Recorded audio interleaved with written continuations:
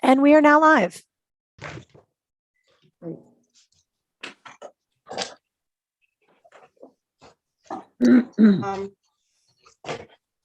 This is Senate Appropriations, and we're continuing our work on the budget adjustment as passed by the House. We're marking that up, and I'm trying to get this notice that the meeting is being live streamed off my screen, so bear with me. There it goes.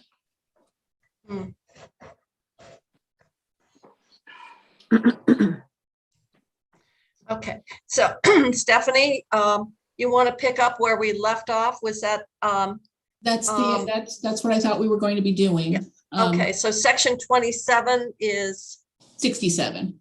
I mean, what did I say? 77, 67 on page 21. Yeah. Okay. Are people seeing? It's hard for me to tell if everyone's seeing the share screen. Yes, we are. Okay. Okay. Thank you.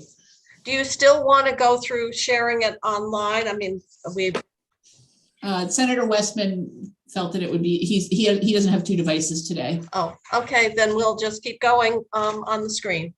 Okay.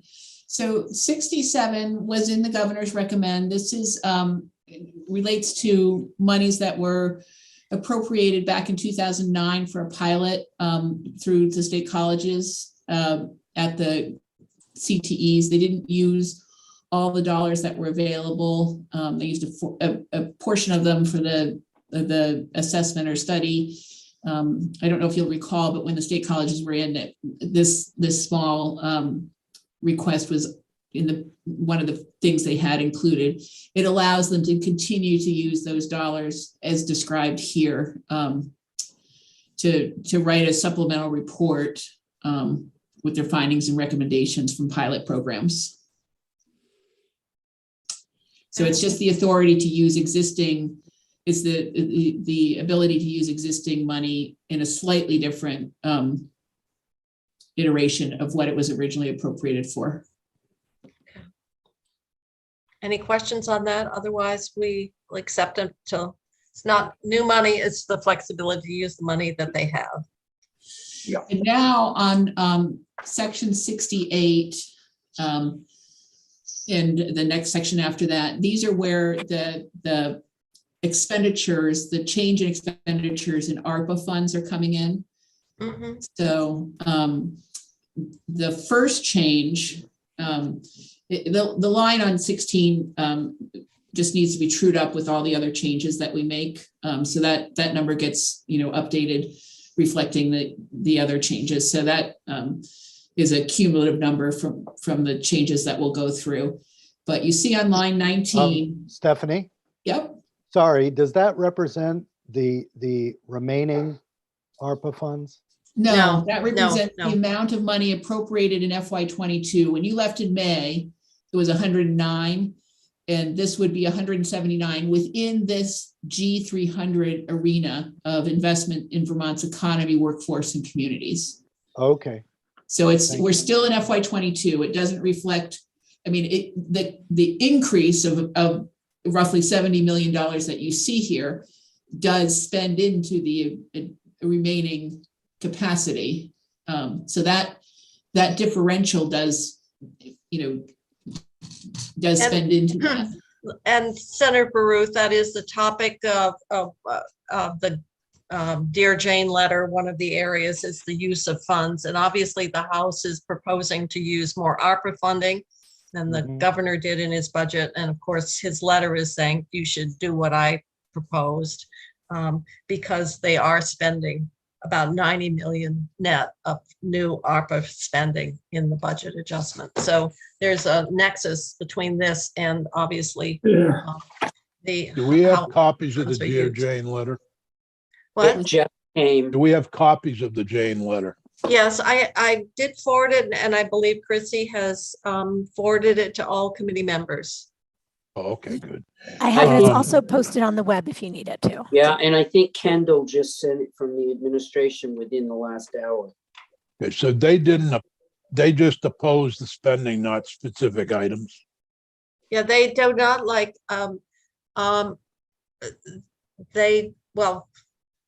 yes. in some areas, they may not like the spending, but the overall was they didn't like, the governor's proposal is this federal money should be used for transformative activities. And we should be using general fund for other areas of spending. So it's a difference of opinion about how ARPA money should be used.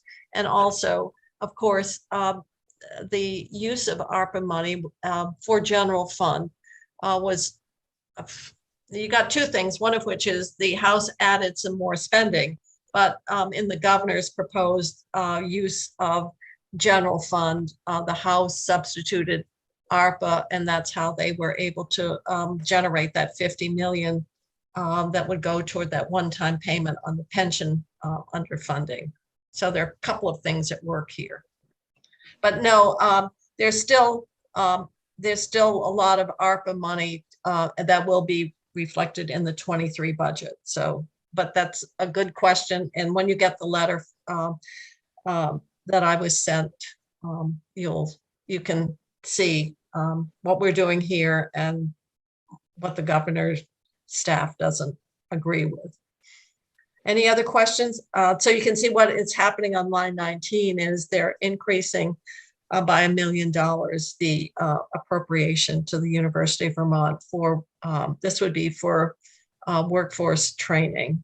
So yeah, you see the total to the university goes up from 1 million to 2 million in line 19, and that extra million in FY22 is specified here in lines 3 and 4. And it's you did this $1 million first in Act 9, H315 last year for, we kind of, upskilling is what we sort of call this, both in the state colleges and UVM. And that $1 million that was provided back in H315 was subscribed almost instantaneously at UVM. And so the House has chosen to fund another round of that here. The next item, oh, okay. And I don't know, I think we could argue investing in our workforce is transformative in the same vein as some of the other ARPA it's an investment in. Yeah. You did this out of ARPA dollars back in H315 and Act 9. What? You also did this out of ARPA dollars back in the other bill last year. Yes. Yep. So we're being consistent here, and it's raising because of the almost instantaneous take up of the $1 million, providing another $1 million from residents job skill enhancement. People happy. It seems like that's just part of that package around using our higher education to provide workforce upskilling. So can we close out the $1 million? Yes. Yep. Okay. All right. We'll move to line 8. Number 8, line 5. This is where you see $9.7 million of ARPA money going up for the critical occupations program at Vermont State Colleges. Of that 9.7, 2.3 something, I'm sorry, that is the second half of this year, and the 7.3 is the amount that is for another year of critical occupations as it's designed right now, not the enhanced critical occupation, the $10 million version that the state colleges had put forward. And I think Representative Hooper explained their thinking on that in terms of, there was an agreement we should, those critical occupations to advance the money, and then we'd make up the needed money for the second semester. And this is actually getting, this was part of that $10 million request that they came in with when they testified. And so what the House is doing is keeping, not expanding the occupations, but putting in more money to get the program and the people enrolled and know the money's there. Jane, Yes. just quickly, and I'm not advocating changing this, but I notice now that the language is including which I usually take to mean including but not limited to. I'm just curious. All of these strike me as obviously critical. I'm wondering if they've added any other areas that are not here. And that's just a personal curiosity. Yeah, they did. I think that they were adding. Because So, I guess what you're saying is, well, that's the language that we used last year. yeah, and again, I'm not advocating changing it, but it is, as I read it, they could use the money for anything they want, except practical nursing, childcare nursing, and mental health counseling only after state and federal aid is applied. But they could theoretically pick any subject that they think is critical and use it. I hadn't noticed that before, but and I'm, as I say, I'm happy giving them the latitude. I would just be curious to know, have they extended it to things that aren't listed here? And if so, what does that list look like? Okay. So we're revisiting last year's language. I guess we can make a request to see Yeah, if and they. Okay. I'm definitely not advocating that the committee bind them more, but it would be interesting to see what things that aren't listed here has the money gone for, if any. Do you want to do that now, or do you want it when they come in for the Yeah. regular budget? When they come in. Okay. All right. So I think everybody was feeling that this was very successful. This is allowing continue to use the ARPA money to invest, and this would get them money identified and available so that they could actually be working with financial aid packages for students. So coming up. nursing is in here. So the nursing piece here is, you did several other programs. There's a baseline program for nurses. There's the partnership program last year. So you had several programs that were targeted at nursing specifically. And so the idea here was you would only use the critical occupation piece as the last dollar after the stack of other nursing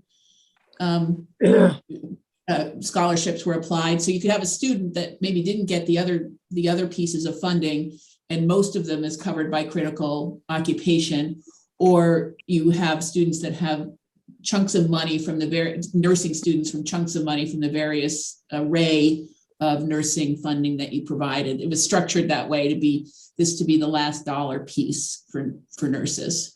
See, But it's at no cost. So if they qualify under some of those, for example, with a partnership with the nursing homes and nursing and VTC, we put money there. So what it's saying is, after all those other funds, if they're getting those other funds, then we would pay the balance of tuition so that there's no cost.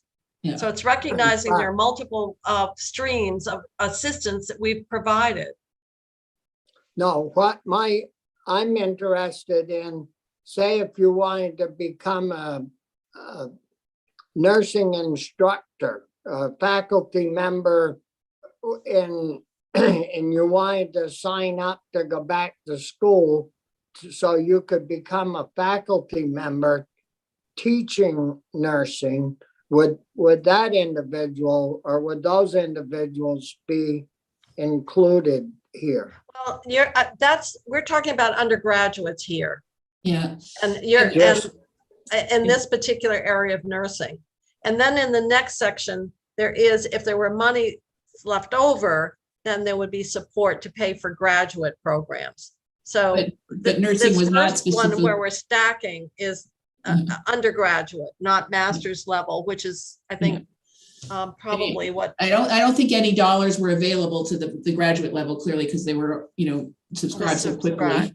And nursing, masters in nursing, which I assume you would probably need to do the teaching, is not, it's in the list here of if there was money, you see the list. So it'd be covered under, Psychology, counseling, clinical. So that's, it is not specifically to generate that supply of higher ed instructional capacity is not included in this. So we can put that on the burner, but right now it's more theoretical because the take up is for the undergraduate has been so great that this money is available only to the extent that there's anything left over after funding the bachelor level programs. so if the money is already all used, it would seem to me that there's enough faculty to cover those students, but yet every time we talk about this, they claim, well, we're full and we don't have enough faculty members to help educate more people to become nurses. So that's the only thing I was wondering is how we could. Yeah, I think that the charts that the state college provide on the access to these funds, one thing you might want to keep in mind is all these funds are lowering, they're lowering costs and increasing in some places enrollment, but all the dollars that you've put in are basically not, they don't all go to new capacity. They're actually lowering costs for incumbents in the system in a large part. So that's a dynamic to keep in mind here. Yeah. I think it's something we can look at in 23, Yeah. in terms of other workforce initiatives and how we might further address building capacity and so we can expand enrollment and faculty is part of that and clinical placements are part of that. Yeah. No, that's fine. Okay. All right. So do we agree that we want to keep doing more? That I want to say that certainly our emphasis on trying to do something to improve the Vermont workforce and lives of individual Vermonters, that was a major initiative in the legislature last year. And so this was part of it. And this continues using those federal dollars to help support another year. So this is 7.3 million for 22-23 school year. Are we all right with that, knowing that certainly we got other issues related to it, but letting this money go, it seemed to have been very successful and the take up was really very remarkable. Vermonters, when we dealt with the affordability, were there to to participate in higher ed. Great. So we'll close it out and then we'll move on to What's on line 8 here? yeah, that came in as a request. It wasn't in the governor's budget. It was, I received the request, the House did as well, and I think they testified, and it was for the food bank to help meet the higher demand for nutritional, food assistance.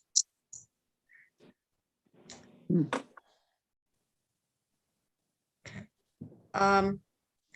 next one, are we all right on the food bank? I don't think we should say no to food.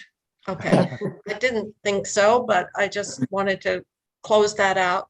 The next one, Senator Campion is going to come in as well because what happened here is the money was just given to the 3 independent career centers, and we had the testimony from Agency of Education that indicated that only a handful of centers were successful in getting any funding from their LEA.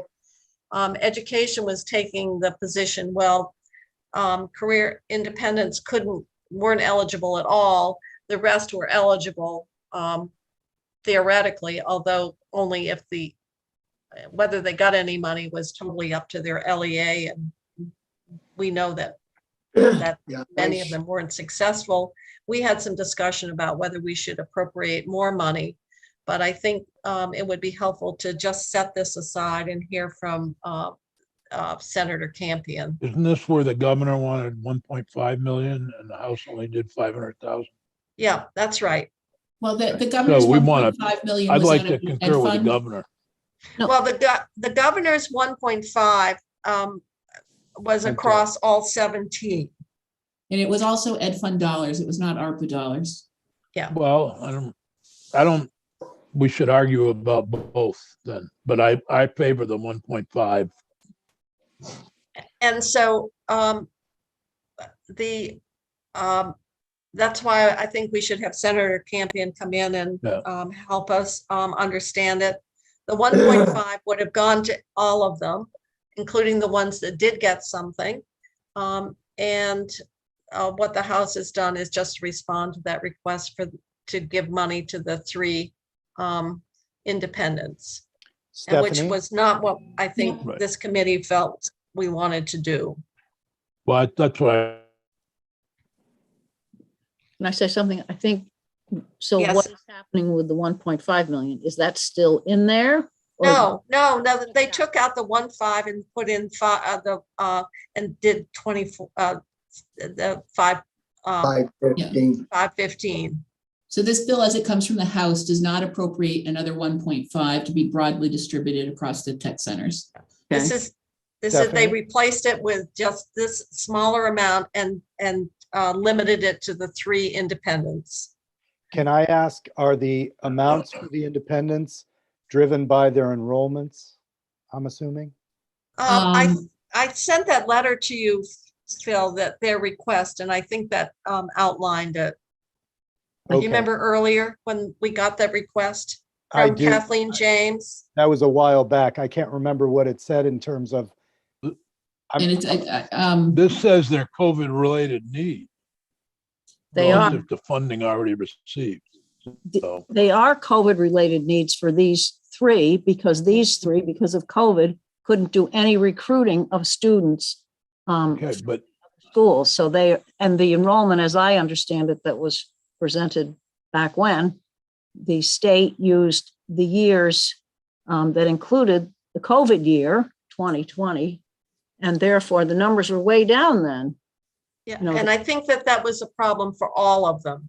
It's just some of them, But these, because they were independent, they weren't eligible for any of the ESSER money. that's right. And so I think rather than our trying to get into this, we should set this whole aside and have the benefit of a conversation with our chair of our Senate Education Committee, and then we'll raise our questions and our concerns. And do we want to go back to the full 1.5 and distribute it over? There was some discussion, maybe we should put in a little bit more money to go with the 1.5. This is what the House did. So I think in light of all the different ideas and the need to get feedback from our Education Committee, we should set this section aside and hold it open until we have the benefit of Senator Campion's presence. Yeah, Very sounds good. Okay, all right. So 24 is just open at this point. And I believe Senator Campion's scheduled to come in. Is it tomorrow, Chrissy? I do not have Senator Campion scheduled to come in. I'm scheduled to go into his committee tomorrow afternoon. Oh, is that it? Okay, you're going in there. And then All I right. don't know if you'd like to have him in on Friday. Yeah, that would be good. That would be We- good. We should check with the banner and see if their photographer is Yeah, available. they're available. I think the Yeah. banner's covering Senate Judiciary Friday morning, so they won't be available Friday afternoon. For Senate. And they publish in the, In they'll the publish the morning. next day. But- Yeah, but Saturdays is big day. Okay, so let's keep going. Number All 25. right, so I'm sorry, Stephanie. I thought he wanted to come in here. He wanted you to go there. Here, to give him everything, but it's particularly on the CTE question, and then have the conversation with the committee, and then I think circle back. Okay, that would be good. All right. Working lands, they had more applications than they had money. Bobby, do you have any data on that? How many grants, how much did we give them last year and how many grants did they make? And do you have any data on that? We've had them in just for general discussion. I know their uptake has been great. Didn't we give them 10 million last year? No, I think you gave them the same $2 million last year. I can check the sheet. Right. You had given them a before this in ARPA dollars, and before this, I believe you had given them significant CRF dollars the year before. Yeah. Oh, That the might year have gotten before. close to $5 million in total. So we can lay out everything. We can do a little quick sheet for you tomorrow that's got everything that they've gotten from CRF and ARPA over the past. So I think the $2 million actually ran in the H315 bill as well, as I recall. Well, I'll double check that. All right. So regardless, we'll can double check, but does the Ag Committee have a position on this request? Well, I'm sure we would support it. We haven't taken it up to talk about it.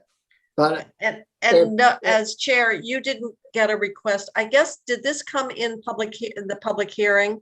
Or do we have any documentation that was submitted? I'm sure there is documentation. I don't know if it was the public hearing or if it was driven by other committees in the House, or the House generally discusses the working lands. If you want to take this back up tomorrow, we could take it up tomorrow morning about their request. If that would help. Well, it might. I think probably there's a huge constituency for these grants. It's unreal. And I'm gonna, you can try to get us more information around what the 2 million, what they had for, if we can confirm what they had for the original appropriation for 22. I don't know how much this is doing to increase it. And also, are they going to do another round of grants in 22 then? Is that the plan? Well, that'll be the question, because the 23 budget's going to be coming out, in July 1. So I'll check all that out. If you would, please, that would be good. Tomorrow morning, if we could get it read. So, because also, does the governor's budget as proposed have, do you know, Stephanie, what's in there? I know that there's in the base, he is proposing to increase a little bit the working lands, the baseline, the general fund piece of working lands. Off the top of my head, I can't remember if he did any working lands in his ARPA proposal. I will double check that. I don't recall seeing it in his one time. Let me just take a quick look. I don't see any ag pieces in his general fund one time. Okay. No, he does have he does have ag, but it's not working lands, ecosystems, NOFA, PFAS testing, and Vermont branding are the pieces that he funds with general fund one time. But he does have a small increase in the base for working lands. Okay. Well, I think that Senator Starr, if you can get us a little bit more information, because if it's 2 million is doubling what we did in 22 and there's nothing in 23, or the expectation is there's gonna, there'll be more, another request in 23, we need to understand, are they gonna do 2 rounds of grant applications in 22 and the timing here is interesting relative to 23. Are they saying, well, we want this much more in 22 and we want another 2 million in 23? Yeah, I'll chase that all down in the morning. Okay, all right, thank you. Yeah. 26 was a request from the adult day service providers. And this is what their response was: to maintain operations through 2022. And that is also briefly touched on in the letter from House Human Services to the House Appropriations Committee that was sent out for the reference for the syringe program this morning. Okay. Can I ask a question with regard to Department of Disabilities, et cetera? So I've heard from someone who works in the developmental services system. In other words, they're the group that sends one of their workers with a person with disabilities into the workforce, as their mentor in the workforce, works there with them, and also does, finding housing for them. And are they included in terms of any of these? There's the next one down, number 31. They would be included in the retention proposal. They would be included in that if they're employees of the designated agency or special service agency for developmental services. So I'm not so, if there enough, where does one find information about that? In other words, for those workers who go out with those persons who are disabled and appear at the job sites with them, that whole program, which this woman says is a possibility of collapse. That would be part of that whole agency workforce stabilization. That includes designated agencies, specialized agencies, probably the VNA, and that's the 60 million bucket. Where is that one, Jane? Oh, I see. Okay, I see it. It's coming up. We haven't really gotten to that yet. Okay. This was specific to keeping the programs operational because they have fixed cost, et cetera. Right. And the revenues have been obviously greatly impacted. So this is related specifically to the adult day programs. Yeah, That are remaining operational. Yeah, I see the adult day one. That's certainly good. All right. So are people comfortable with 26? We'll close it out. Corrections, this is to give the money that they've already committed to. It was a total of about over 6 million to give the bonuses and the shift differentials and so forth. So this is to meet the cost of that negotiated agreement. So I think we should close that out because we're already committed, and if anyone has been following the news, the staffing in our correctional facilities is a real difficult situation with required overtime and high vacancies and so forth. So We should do this. I don't see that there's any choice on this one. So No. we'll close it and move on. The next is the UI. Yeah, this is the 12.8. There's actually a little technical correction. We're missing the last, I think the last number in that 12 million is supposed to be a 3. We'll correct that. But 993. I believe that's the number. Yeah, I think it's a 6. I'm just looking a at the 6. memo. 6. Yeah, and I made the change in the master. So this is the House, both with number 27 and 28. The governor had included these amounts. He had included them in general fund in the respective, departmental budgets. The House has pulled them out and funded them with ARPA here. So the dollar amounts are the same. It's just the source of funds that are different between the governor and the House proposal here that you have in front of you.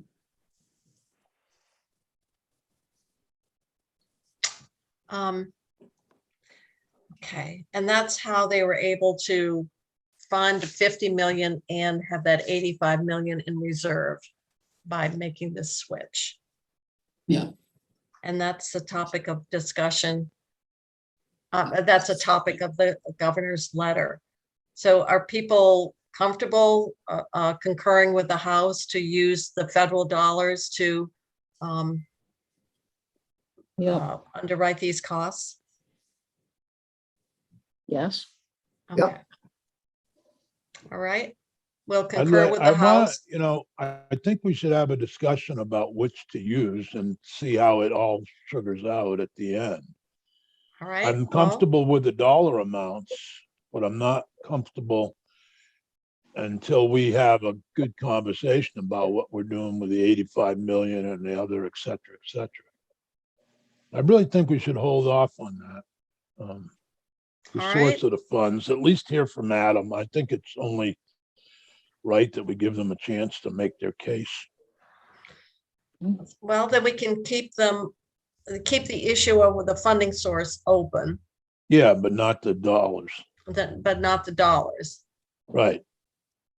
To better understand how the House used the extra general fund. And I'm sure we probably will approve, but I think we should at least make that one decision. All right, we can have Adam come in.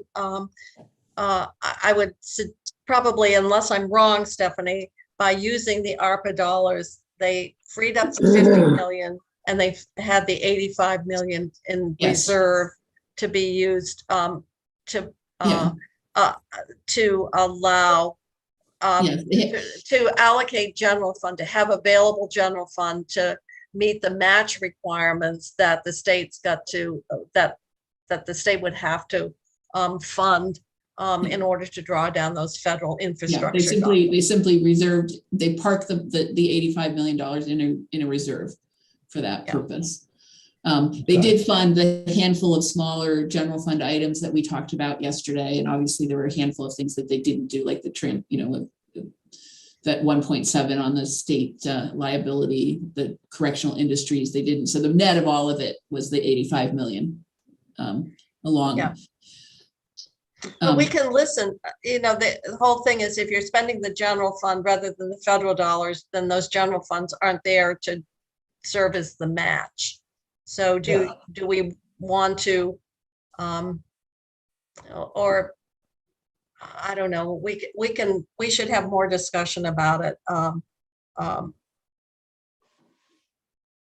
And because it does relate to it, so we can keep this. Now, some we've already agreed to use ARPA for, like the 2 million for working lands.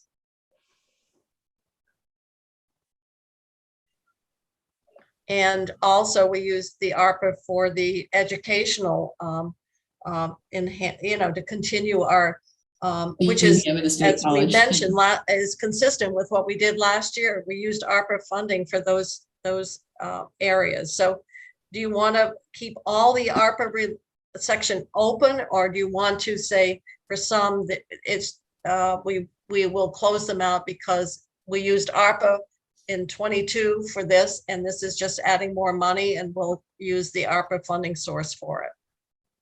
27, 28, 29, 30, and 31, the source of funds. They're all, good good things to do. Where should the funds come from? Well, the other thing I'll point out is the governor's proposal on workforce was only 33 million, which was really not sufficient to do much to address the workforce retention problems that providers are experiencing. So you also have the issue of putting more money into workforce retention than was recommended. So why don't we keep going here? 29. 29 is the vet's home. It's in the same category as the 27 and 28. It was funded in the base budget of the vet's home by the governor in general fund dollars. Yeah. It's the portion of that adjustment that was lodged in ARPA dollars. Number 30 is $6 million for childcare providers. it sort of falls into the retention category, but as drafted here to address emergent and exigent circumstances for workforce retention bonuses for early childhood educators. That's the sum total of the description of how the $6 million is to be deployed. And was that added, or is that part of the governor had? No, that was not part of the governor's. I mean, the governor had his $33 million, which was in two categories. $18 million on the home and community-based side and $15 million on the non-home and community-based provider side. And so you could make the argument that childcare providers could have come through the governor's $15 million door. The House did not, you know, they did their $60 million piece for the providers that are primarily, they're all home and community-based providers. They did this distinctly different, you know, its own line item. And then when we get down to section 72, you'll see the list that fall under the $60 million. So it's a kind of complicated, we have some sheets that sort of, you know, show what the governor did and show what the House did by fund in total. And that might be helpful when you return back to this retention I conversation. think it really would, because it seems like there's just so many different, it seems like a lot of this has been a response to requests that have come in from the different advocacy groups. Do you want me to check it out? Well, if you, yes, you Senator can. Weissman, I can sort of sit down and do the sheets with you of what was where in the governor's and where the House landed and who's in and who's out on the various pieces. Yeah, I can do that with you, or I can do DCF in a combination of that with the other, but whatever works for you, Stephanie. It's easier to sit down with you first. Yeah. If that I works. think that might be just to do the so you have the grounding of what was where on both the governor and the House clearly.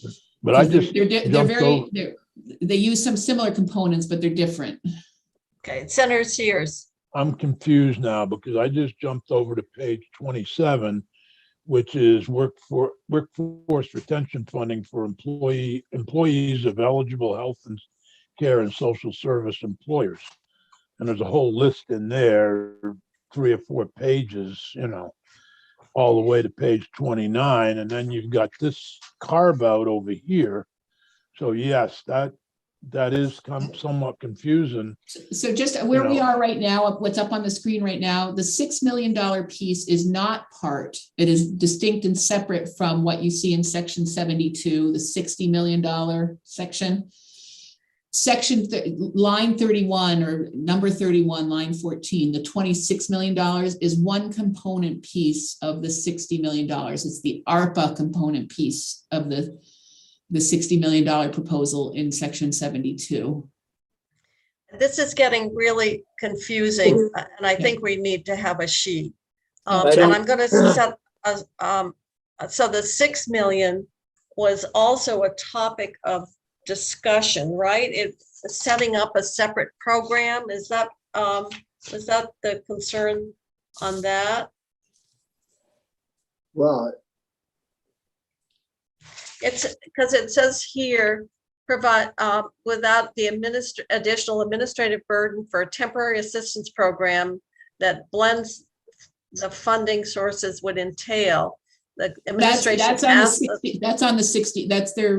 That's one of their concerns on the $60 million. Well, no, it says here the administration asked the Senate to remove the $6 million ARPA SFR appropriation to DCF. In section 68. Yeah, okay. This 6 million isn't blended with any other dollars at all, though. That's the point I was trying to make. I'm only reciting their letters, Stephanie. And it says uses ARPA, SFR. Can you tell me what State SFR? fiscal relief. It's the $1 billion pot. SFR equals $1 billion pot. Okay. And they want an alternative federal funding source. 26 million in stabilization ARPA funds currently exist to address the needs. You let me sit down. I'll go through it with Stephanie and then sit down with children and families and get back to you. All right. So it just to seems be clear, Senator Westman, it's only the 6 million would go for children and families. The $60 million goes through the agency. Yep. I Top think side. Well, I think let we're me only sit talking down about with the them. 6 million right now. Okay, okay, Line 30. okay. Yep. And, let me and track it down. seeing and trying to understand what's here, what the administration's concern is about what the House did in 30, and then we'll have to decide what we want to do with it. So we'll keep that separate from all the other retention 60 million issue. Okay. All right, and so 31 is just 26 million for workforce retention as specified. And so we'll just, that's going to be something that we'll talk about. We can keep going, but it's going to be all part of the $60 million package. It is confusing.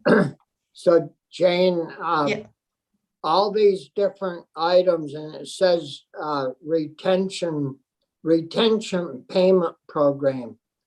Is that money above and beyond what we've agreed to pay our people?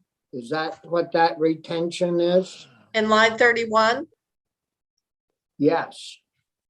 yes, it's Or retain, up in 30 to retain early childhood educators.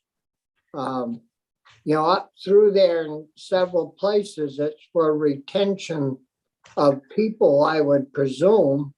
So what we're going to be doing is next year, they aren't going to want to work for less. So are we going to have to put a whole bunch more money in for next year?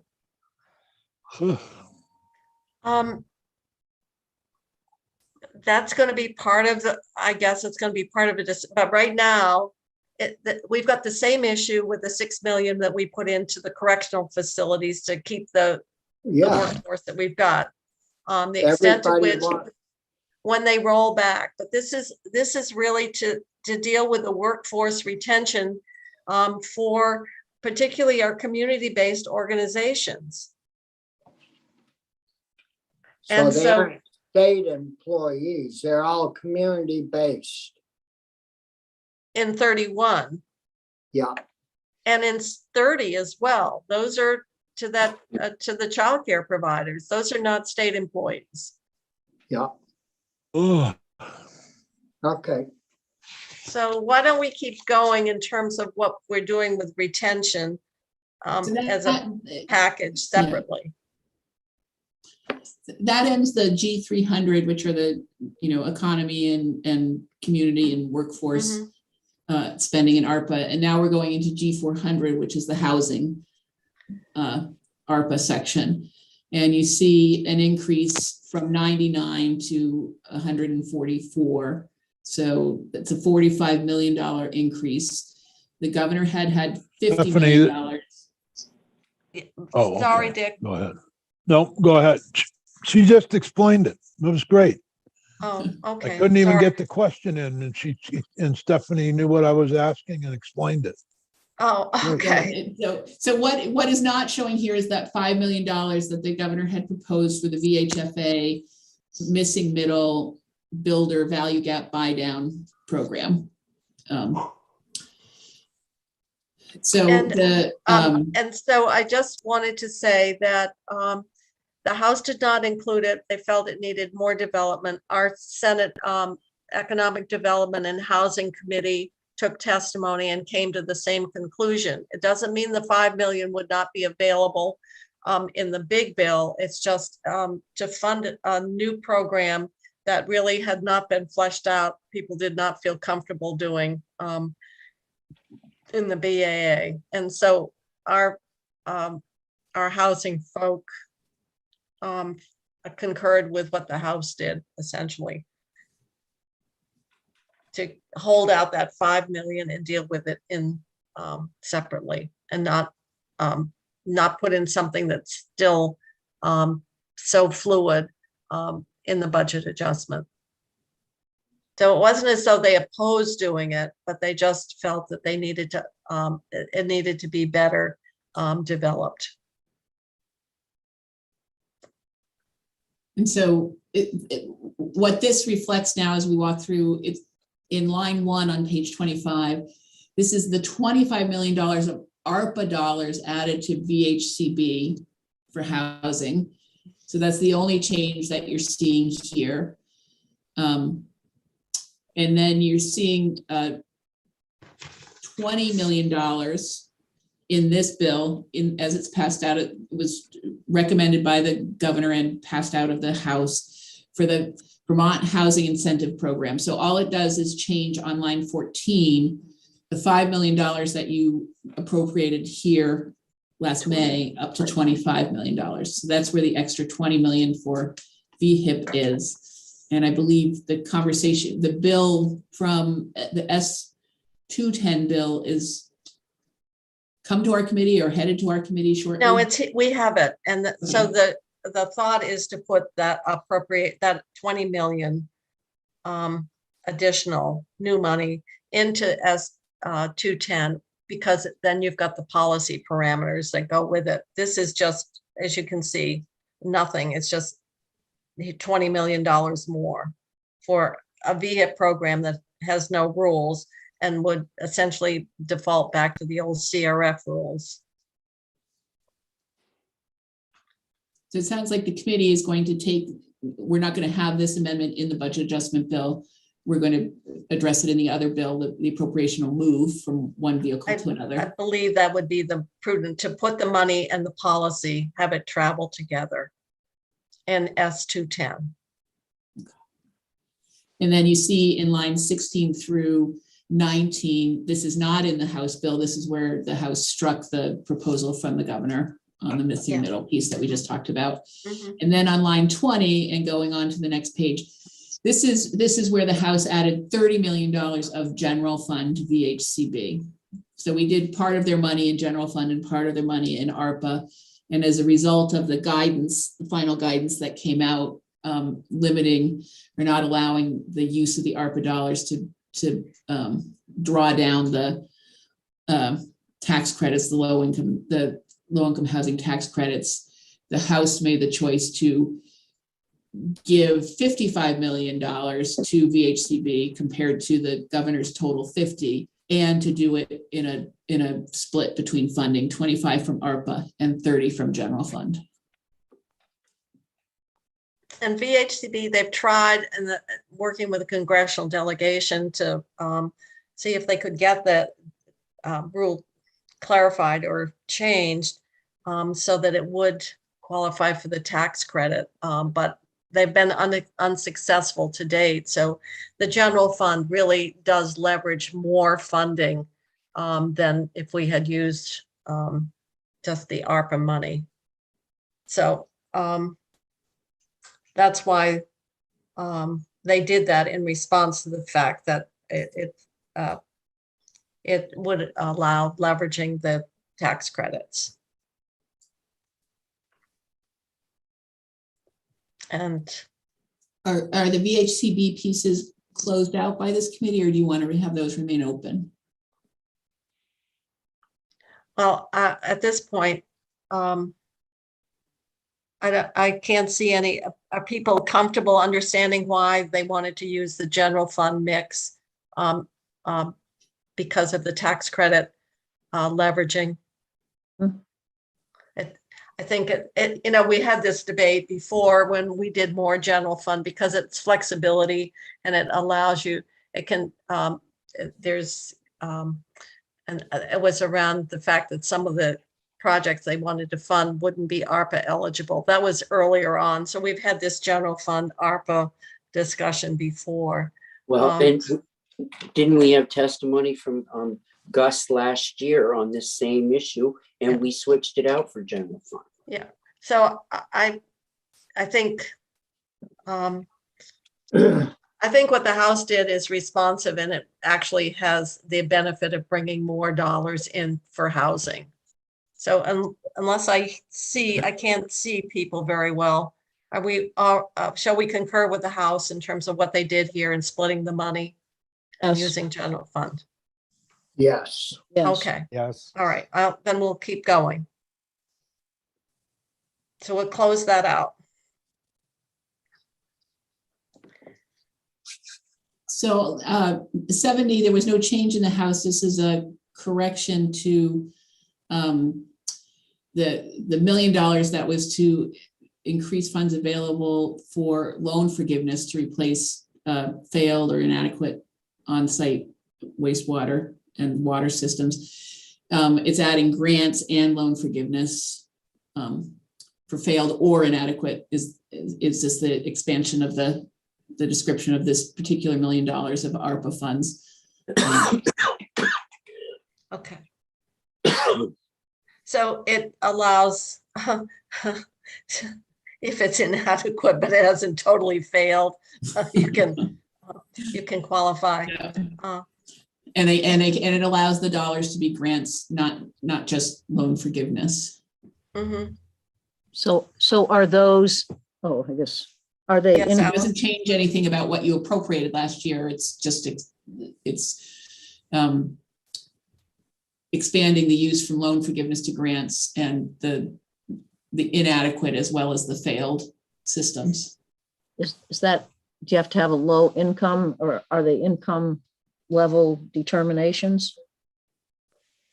Whether you get a grant or a loan? I Yeah. do not, Or is it I don't first know. come, first serve? I thought there was an issue where Treasury guidance said they couldn't do loans. well, they can't do loans this would be loan forgiveness, I guess. So it would be. It's a form of similar to a grant. Yeah, it's a we form of can't set grant. up we can't set up a revolving loan program that would actually have paybacks that are beyond FY or beyond 2026, I believe. And that's why we ran into problems with the weatherization being funded with ARPA. Yeah. Yeah. So it's either, actually, I don't know the administration of the program if it does have for these residential on-site wastewater and water supply systems, if it does have a like 80% of median income. Yeah, or if, depending on your income, does the grant or loan forgiveness amount fluctuate based on income? We'll ask the agency to sort of identify how the process works for these. We aren't changing eligible, if there's an income test. All we're doing is saying grants and loan forgiveness, which is a form of a grant, and adding inadequate, so it wasn't just limited, that it absolutely had to fail. Yep, good. So we can close that out. We can find out what eligibility requirements there are, even that would have been in place even before we made these modifications. $1 million isn't gonna cover too many of those. No, I don't think so. No. Okay. So we'll get some information, but are people, can we close that out, line 6 and 7, to add inadequate and add grants? Yes. Okay. Yeah, Jane, I don't know how we deal with it, but you take an elderly person or an elderly couple living in the Northeast Kingdom and on Social Security. I don't know how they would ever afford to change a wastewater system on their home. It could do them in. When you think this would about it. help them. This would help them. Well, as long as they know and could qualify. No, I just correct Bobby. That's true here in Bennington County too, Yeah, it's not just in the Northeast Kingdom. You can we get all, $30,000 into one of these systems, like snapping your fingers. Yeah, Well, it's when true you in look Chittenden at, County, you too. look at, one of the things don't forget is as you look at for those people that rely on Social Security for their income, when you look at the increase in Medicare and subtract that small cost of living increase in your Social Security check, sometimes you come out on the, got a little less. But for most of us, it's not much a month, and particularly with 6 or 7% inflation. So I hear all the stuff in this budget talking about other groups that have been hard hit. Yeah, we never, Many of us are fortunate that we have other sources of income, such as, the legislature or retirement, but not that the legislature pays that much. But, for people that are relying solely on Social Security, they're in real trouble. And I feel like many of these advocacy groups have forgotten that. Right. well, people don't look out for that group sometimes. I don't know, but I would just like to make sure that we're covering all folks and not just, a handful of folks that. All right, well, we can get more information in terms of the grants and making sure that we are, I imagine there's got to be some eligibility parameters around this, because $1 million doesn't go too far. And I don't imagine they'd want to be honest, provide financial assistance to me or Senator Starr. Oh, well, if my wife shuts me off, I'm gonna need assistance. Yeah, well, might not be your water system that's failing. So why don't we close this out? We can get more information about the eligibility parameters.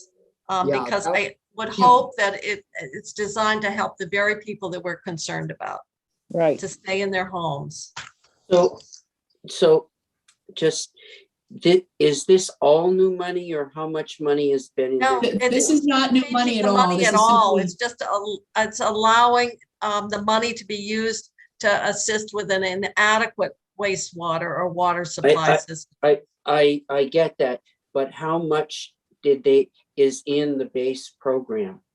So this is ARPA dollars, and this is the $1 million specifically for these residential on-site wastewater and water supply systems that were included last year. Rich is asking, it says to increase the funds available. So he wanted to know what's available. Oh, okay. The millions So being what's added in- to. Okay, I'll get that from the agency as well. And part of the reason that I asked this is we spent our whole morning in natural resources talking about this issue in relationship to permitting and Act 250. And so we've spent a number of days on how important wastewater and water systems are in villages, and as we try to encourage more housing around that. So we've danced around this issue in our committee for a week now. Yeah, that's why, so much emphasis is being placed where you have those municipal services in place. Water and sewer is such a huge amount. Absolutely. As they talk about Act 250 and creating some relief for the building of housing projects in designated downtowns, all the designated downtowns center around sewage treatment plants and water systems. And some of which are inadequate. So that gets into our next area. absolutely. Yep. All right, we're Absolutely. closing that out. We're moving now into 10 million Yeah. that we've already appropriated. And so it's gotten rid of. So it is, as we drafted it last year, and this was at the recommendation of the administration for allocation by the Clean Water Board for water quality initiatives to be. So what they're splitting here is the difference between what's staying in Department of Environmental Conservation and what's going to ag for water quality grants to partners and farmers. Mhm. And so as you might recall, when we heard from Secretary Moore, this came about as a result of the meetings of the Clean Water Board. So this is simply it's no change to the $10 million. It's just the distinction between what stays in DEC for municipal water control grants and what goes to ag for the water quality pieces. Yeah. All right, and this is sort of further on in the process. So it was for allocation, and now this is reflecting the allocation. Yeah. Close it out. Think so? Yep. Okay. Number 72. This is where we're back to that 60 million. Exactly. Which we're trying to figure out in terms of what might be eligible for Medicaid and exactly who's in and who's out. So in the House's version, sub B is who is, in terms of employers, is who is in.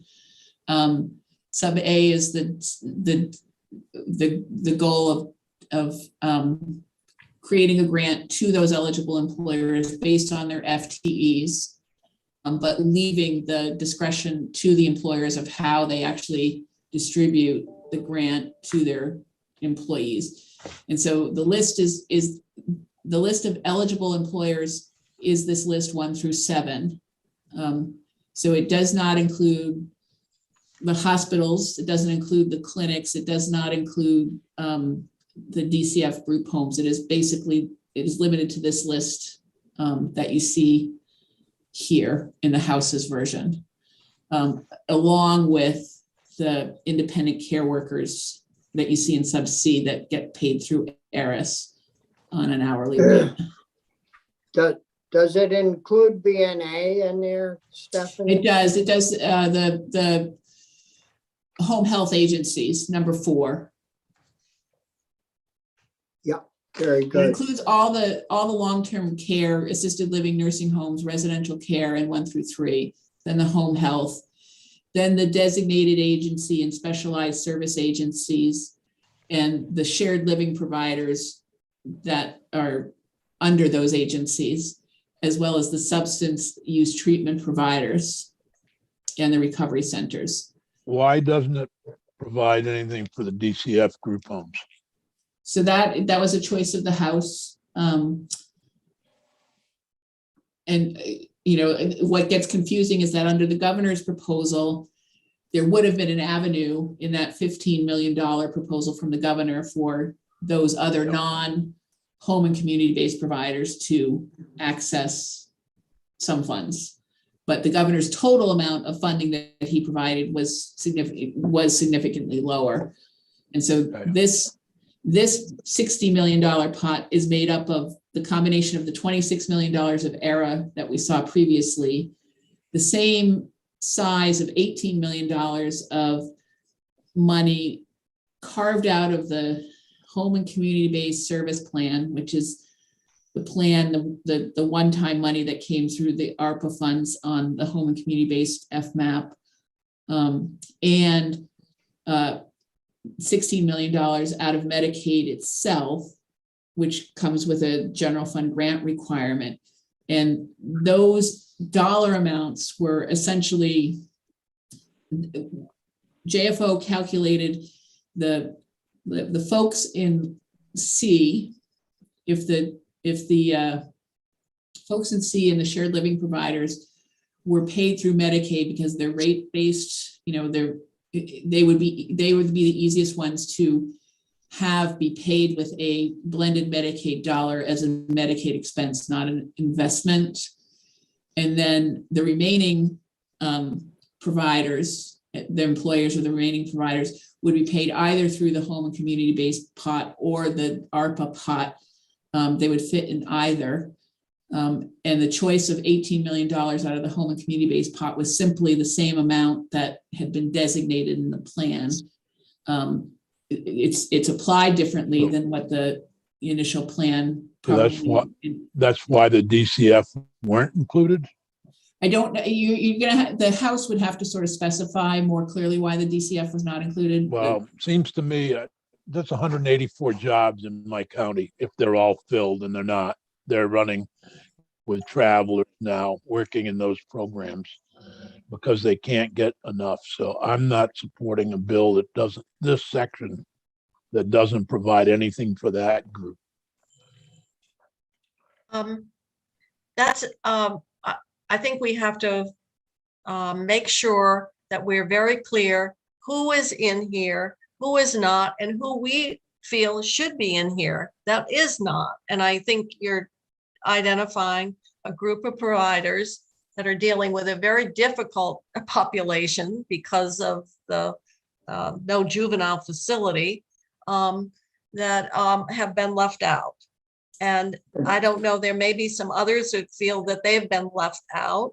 And so this is something that we've got to, I don't want to, I think we have got to have a better understanding of what this is. And I don't think we can, I think we need to have the benefit of some of the analysis that Joint Fiscal's got to do, further discussions with the Agency of Human Services, what can be matched with Medicaid, how's the best way of doing it, and let some of that work help us inform our final decisions here. On both this and the childcare, there is no administrative dollars provided in this proposal on the House for administering either one of the plans as yet. And are they saying that they need additional money? I think that there would be a cost to the agency to administer both this plan and the child care plan. I don't know that it's a significant cost, but I do believe that they do have some costs that would run with that, including some software. Or I guess, so one of the questions, the governor had proposed 18 million that would go into the to the provider groups that are covered under that FMAP bump. Yeah, and just to be clear, his $18 million was split between 15 for retention and 3 million for training. And there's been a plan submitted to CMS related to the home and community-based pot of money. And this was one component of it. And so the House choice was to leave the component size the same so it would not impact the other components of the plan, but to apply that particular $18 million component in this way. Yeah, what group of people, Dick, are getting left out? Residential DCF care programs. facilities for group homes for kids in the custody of the state of Vermont. So why don't we add that back in? Well, I think we probably will. I think that's what Senator Sears is saying. There, on what policy basis would you exclude that group of providers that are providing a very essential service to Vermont? Yeah, we've got recovery centers in there, and Stephanie, we've also been getting, where is the additional money to pay for the travelers? That's in, that's not. So that was in the $25 million general fund healthcare stabilization line that we talked about yesterday. What section was that, though? That's up in, I will find it. It's the amendment to B 1106. I know we talked about it because raised the question about, well, what about the travelers that the home health is having to provide? What about the travelers? And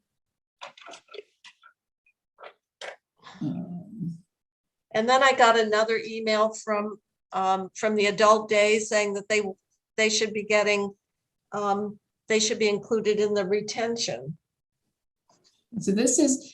They are in this one. And was it retention? I can't remember. I'd have to. Sorry, I didn't go to the right place. Just back here. No, I don't think they are. They got the $1 million to help meet their fixed Oh, costs, you're but right. They aren't. they're not included on the list of employees that would get Yeah, a you're right. retention bonus or payment. You're So right. it's actually Included in somewhere section else. 46, that is where the $25 million, what we call the healthcare stabilization pot. And it within that 25 million, it carves out 5.2 for payments Nursing matched homes. up to $12 million. So the 5.2 with federal match becomes 12 for the nursing homes traveler nurse cost. So that's the carve out for the nursing home traveler nurse cost is here on page 2. The remaining almost $20 million would be for all the other healthcare providers to come for their emergent and exigent COVID-19 need. I think we've got to extract, because it's in different places, we really have got to develop a document that helps us put all these payments on one sheet and see what's in and what's out. Yeah. Because it's very complicated to follow here. And what would be the policy basis to say we pay for traveling nurses in nursing homes, which I know has been a horrible expense, to say, well, we'll do it there, but we won't do it for this other provider group.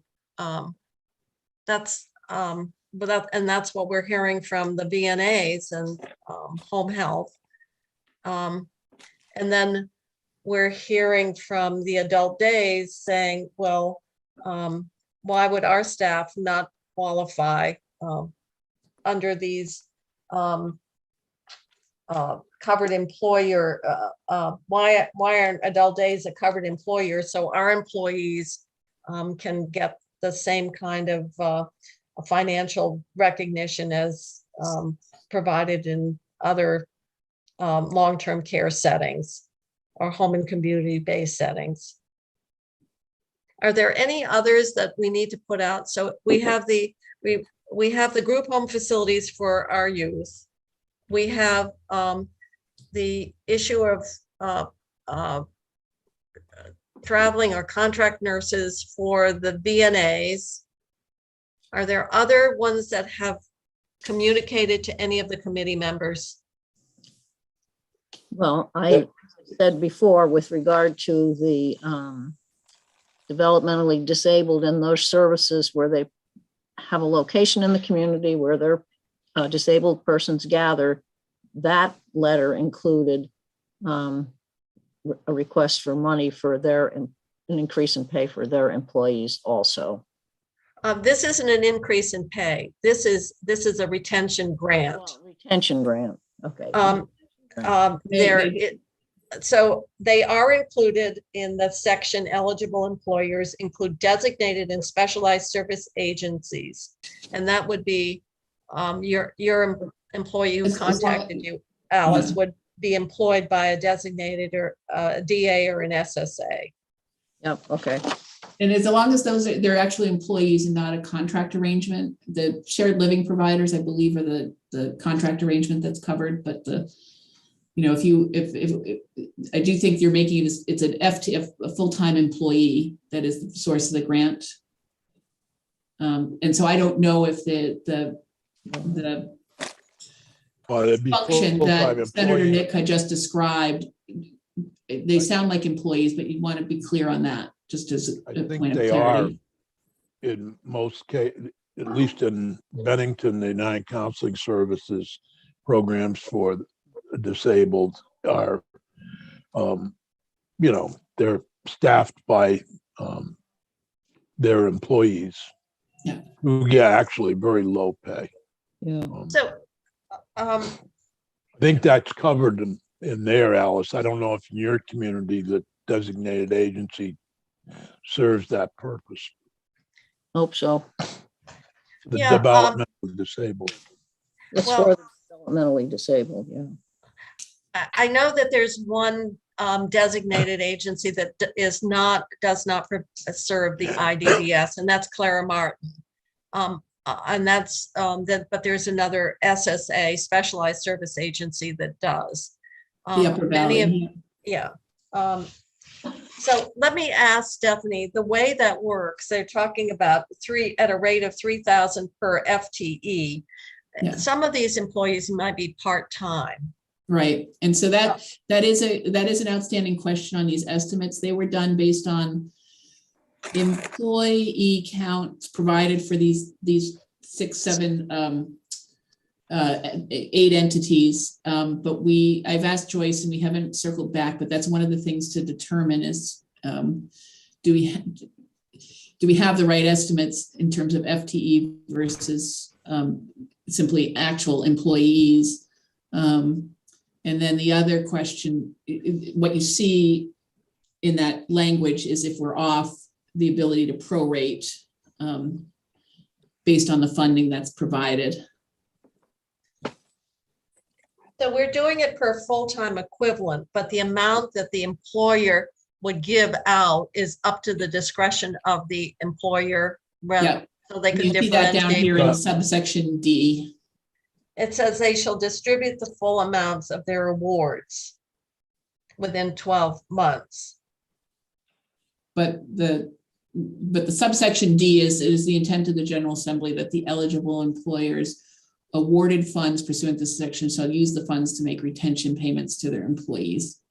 Employers shall be afforded flexibility in determining how best to provide the financial retention assistance to their employees. Well, that's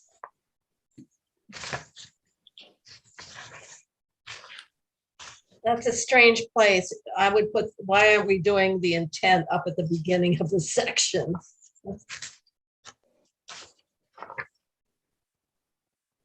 Yeah.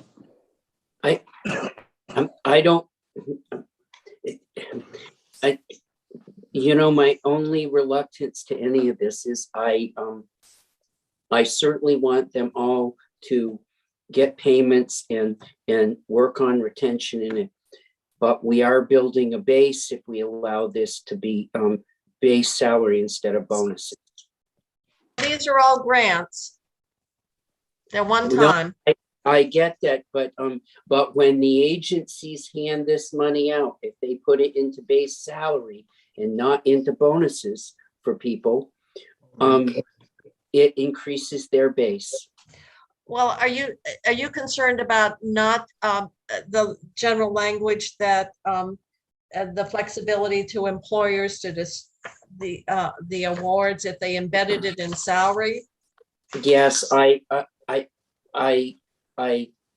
just hope we think about that as we do that. I want the employers to have some flexibility, but I want them to be aware that, by building the base, they build an expectation for us.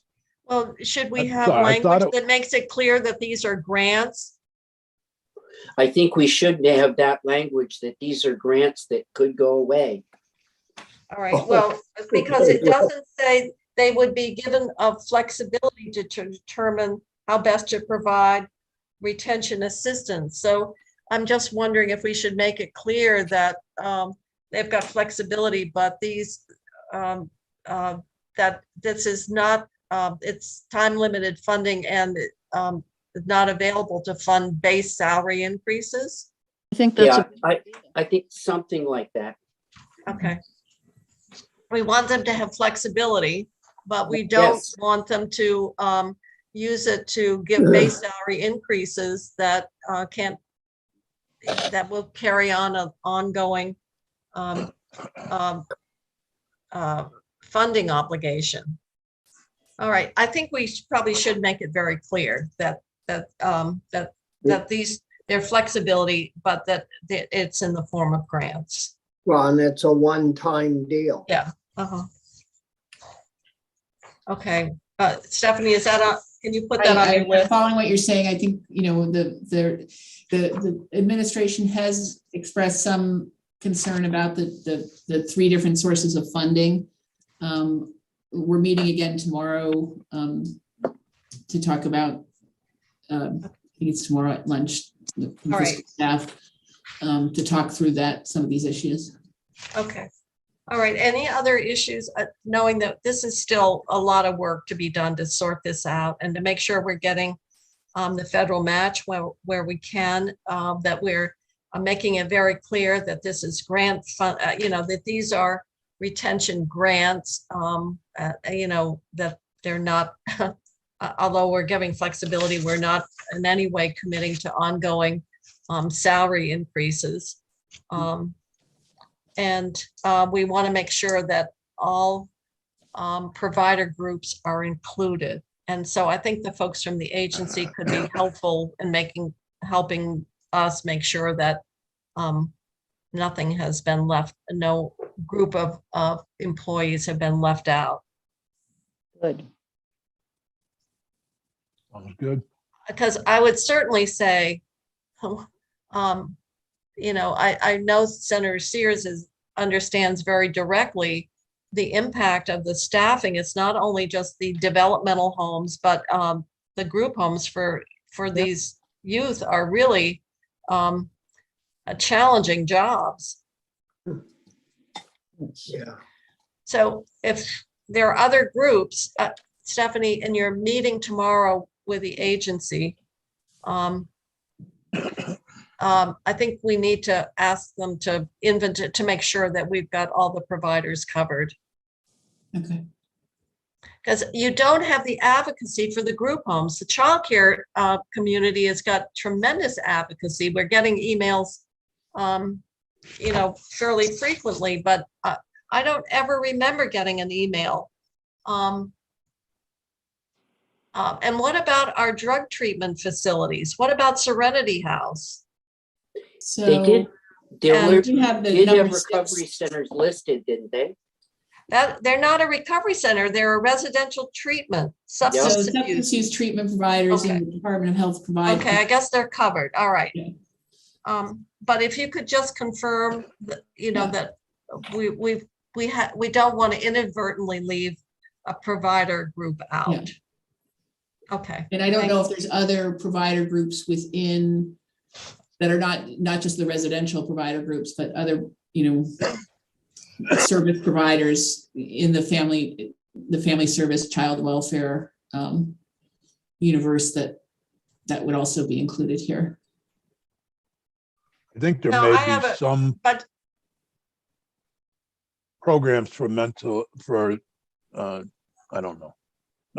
I don't know if the retreat is included in those groups.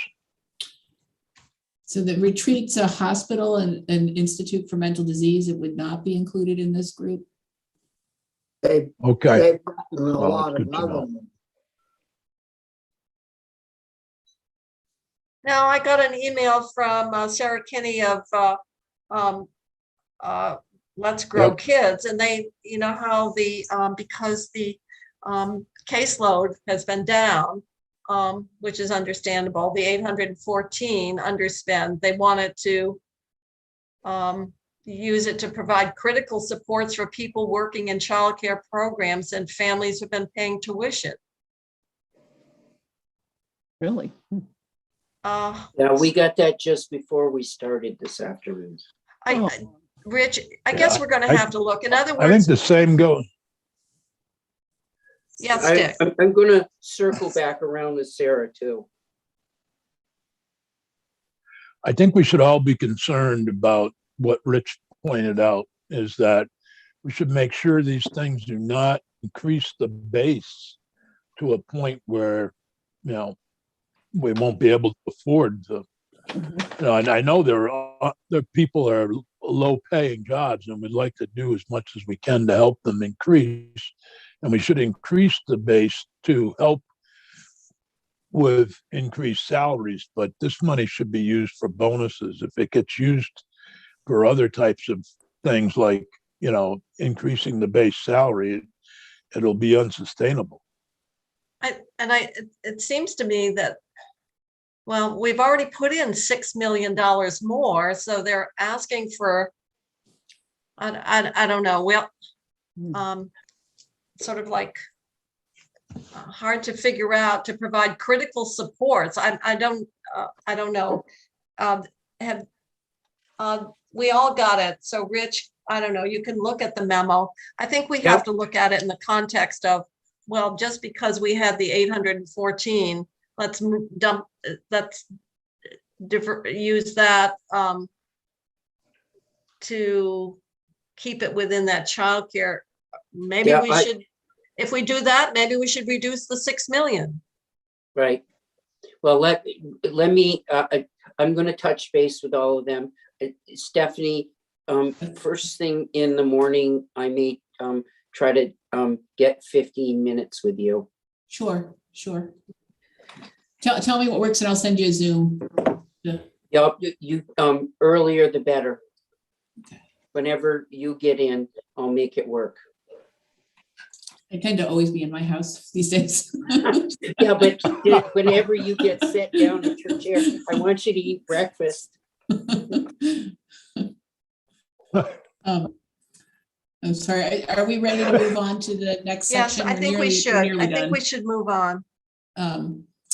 So section 73 and section 74. So 73 is an amendment to what we passed originally back in the end of 2020, spring of 2020, on the healthcare provider CRF stabilization grant. Mm-hmm. And as you may recall, they went through 2 rounds of funding. And then they were also using that pot of money after the 2 rounds of funding to do these emergent and exigent issues as they came up, with the remaining CRF monies in this pot. And this section now the only amendment in this section is this change in date on line 11 out from December 30th, 2020 to when the CRF got extended to December 31st. The piece that was also this, Chrissy, I'm looking for the amendment here that. Yep, if you keep going down, you'll see the new sections added. Past all the struck stuff. I'm sorry. Yeah, I struck it and then we just redid the new sections. Will start at 74 again in red.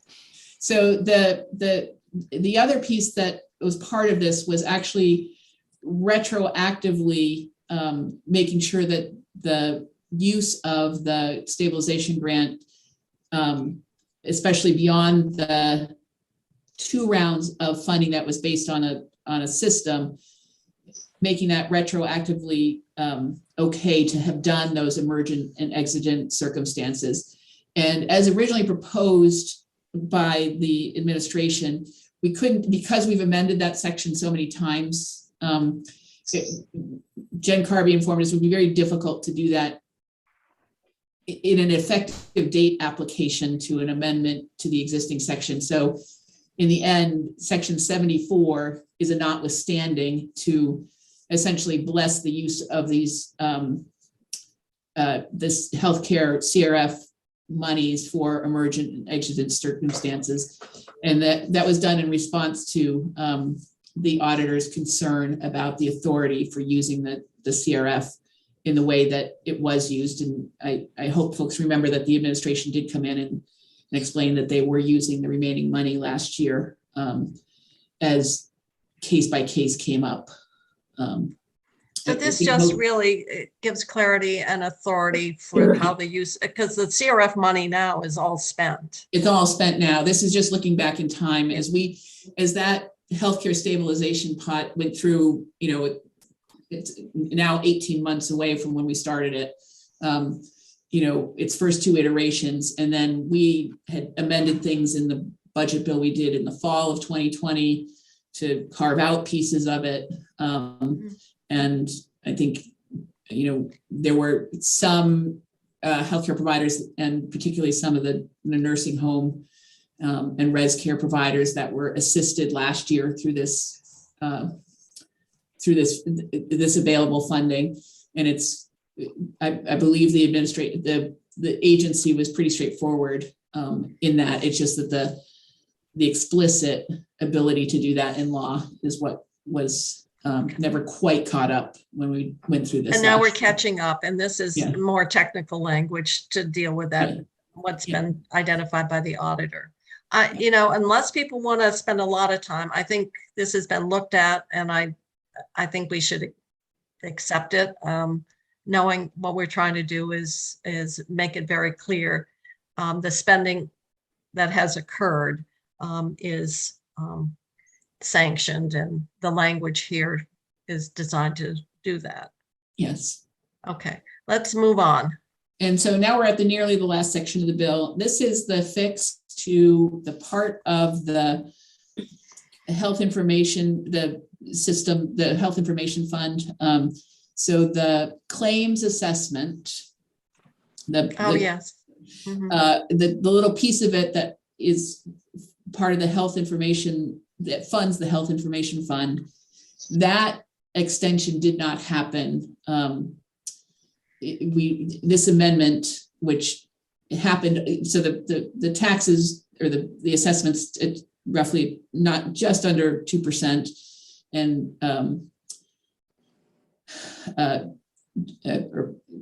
this piece, which is about 20% of it, didn't get extended. It was collected, but it didn't get extended properly in statute, and this is the correction to it. So section 74 and section 75 are the pieces that have different retroactive effective dates. Okay. So it just got forgotten to Yeah, updated from we 21 did to a part of 23. it, but we just didn't do the other little part of it, and now we are correcting that. Okay. And All then right. in the last section of the bill is the effective dates. So Okay. everything but 73, 74, and 75 are effective on passage, and 73 and 74 are effective back to January last year. And section 75, this little healthcare claims tax correction, is effective back to July 1st of 2021. All right. Those are technical cleanups then. So we've made it through Oh, the language. we're at the end. Well, we haven't gone through the money. No, we still got that. We've touched most of the money in this walkthrough. There's very little. We can walk through the remainder of the web report if you'd like to do that. There's most of the one-time money, all the big money is basically in these one-time sections that we've walked through. In terms of a change from what the governor proposed to what the House proposed. There are changes in the governor's original recommend, particularly All right. with Medicaid, but Well, then I think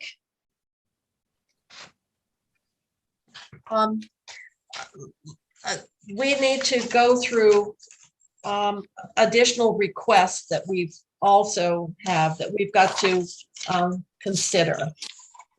And Stephanie, I don't know whether I should have that list.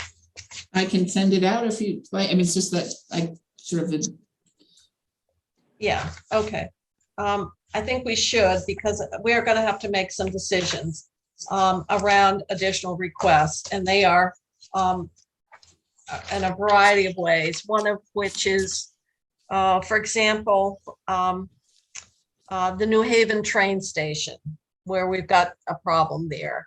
So would you like me to open up that list? If you would, and we can go through and we can decide, yes, we want to take care of it. It's just a very much of a, So if you would, yeah. we have been all getting different requests in, and this is our effort to make sure that we've got them all included for our consideration. So So this list mixes together. It's mostly a list of not to forget things that might change. Mhm. And so it's organized as on the I top don't side. have it. Oh, you're talking about looking at our other devices. Okay. Yeah. Is it not showing up on the share screen? No. Okay. I'm But gonna we still try- we still had the written parts of the bill up. So, Hey, there we go. There we go, I guess. okay. So the top part of the list was simply the things that were sort of open, but you might address in BAA, but also have a potential 23 impact. So you can start to think about, and then below were where other one-time and ARPA issues and other issues that were sort of outstanding. Okay, so why don't we just go up and go down through? Yeah. All right. So the pension deal, it's the House put the 50 million in reserve. I think we're just going to have to do a direct appropriation and unreserve the 150 in the pension bill once we get it. I thought we were going to get it. I don't know when we're getting it. Apparently it's taking a little longer. Yep. So that's just to remember that We'll score it as a Senate yeah. expenditure right now. But because we're over on the right-hand side, because we're spending the 200 million one time, then it affects how much money we have to have in the stabilization reserve. And it's a $10 million one time. So that's just reminding us to that we've got to increase the reserve for that. It's a one time. The UI is not going in to the BAA, as I mentioned earlier, that it would go in a separate bill. Primary care rate adjustment, that was something that came to us later, and it's additional cost simply because the federal government changed a factor yeah. after the fact. Yeah, that because of a federal government change. So we would actually have to put in 96,000 more to make it, to bring that reimbursement up to the Medicare rate. I would Yep. recommend we do that. That's And the one outstanding question I think folks had here is just how it flows through the ACO. And so primary care docs had an option to remain paid on fee for service or prospectively through the ACO, but either way, this rate will flow through because the ACO rates are based on the same. So the staff group had a conversation with Alicia Cooper to just make sure we were clear that, it would affect the providers the same way, regardless of whether they were, So this was just, it's really an update to recognize the original amount that was included in the governor's budget adjustment was a bit lower than it should be based on that subsequent federal change. So I think we would want to make sure that we are bringing the rates up so that they're equal to Medicare, and that's what this would do, pay the same under Medicaid as we do for Medicare. And this is just to make that correction based on that newer information. So I think it makes sense to put in the money so that we're making it equal to Medicare. Yeah. People all right on that? Obviously, reimbursement to our primary care providers is really an important need. Cannabis, we still don't have that information yet, do we, from Bryn? I have not seen it. I'll I follow up thought on we that. did. If it's been provided, if it could be shared. And the big Yeah. question is whether you need all 11, and in the budget adjustment, 6 of them are compliance, and when would the compliance? I thought you meant the date for the medical. No. Oh no, but we do need to do that extension date. No. Do you have that, Stephanie? I don't have that, but I'll add that to the list that that date. But the note here was there had been conversations about, because the cannabis board right now is funded by special fund dollars that are building up a deficit. And there is a mechanism to close that deficit by, redirecting the first amounts of tax revenue that come in to close that deficit. And if you expand the positions in the board, the deficit is even larger. And so the question dollar-wise here on the cannabis board is, should you actually not let the first year deficit, should you fund that with general fund, straight general fund one-time dollars, so you don't have a deficit? That's a consideration just as the structure that we started with. We did that on purpose because at the time there wasn't general fund to sort of upfront fund this. And so we made sure that we had a good faith effort to close the deficit. Now that the cannabis money is in the forecast, there's concern about how confusing it is to, skim money off the top, not have it go to the prevention pieces first. And that has to do with the revenues, I guess the fees would So generate. in a way, it would be cleaner to actually, I wouldn't suggest changing the source of funds for the cannabis board in the base. I would suggest transferring general fund one-time money in to clean up the deficit for 22 and then revisit the same issue when you get to the big bill. So we have two things, one of which is paying the deficit in 22, which it was what, about 750. It wasn't a huge amount of money. Yeah, The it would second be higher is- than that if you give more positions and more money, but that's what we're at right now, it looks like. Yeah. Okay. So, and then the other is how many positions, and that would influence, although I can't imagine even if we authorize it, they're going to have them on board until May or Yeah. June. So it's Well, not. that gonna- was a piece of the question because they had the training. In that, I just text Pepper and said that they needed to move and get us the information. All right. Well, Bryn was the one given the assignment. So No, I understand that, but I don't have Bryn's cell phone number. I had Pepper's, and he'll get So we have the word three. to her. We have three things here. One of which is the number of positions. The House has 3. How many more we would want to move on more quickly in the budget adjustment? The second is whatever that amount ends up at, should we pay the deficit that is being experienced in 22, which will be influenced by the number of positions. And the third is to make sure we put in the language on the medical marijuana that extends the date from, what is it, to April 1st, Dick, or something like that? Yeah, I'm actually March 1st. March? Yeah. Okay. So we need that language. Who has that language, Dick? Well, I actually have it in a bill.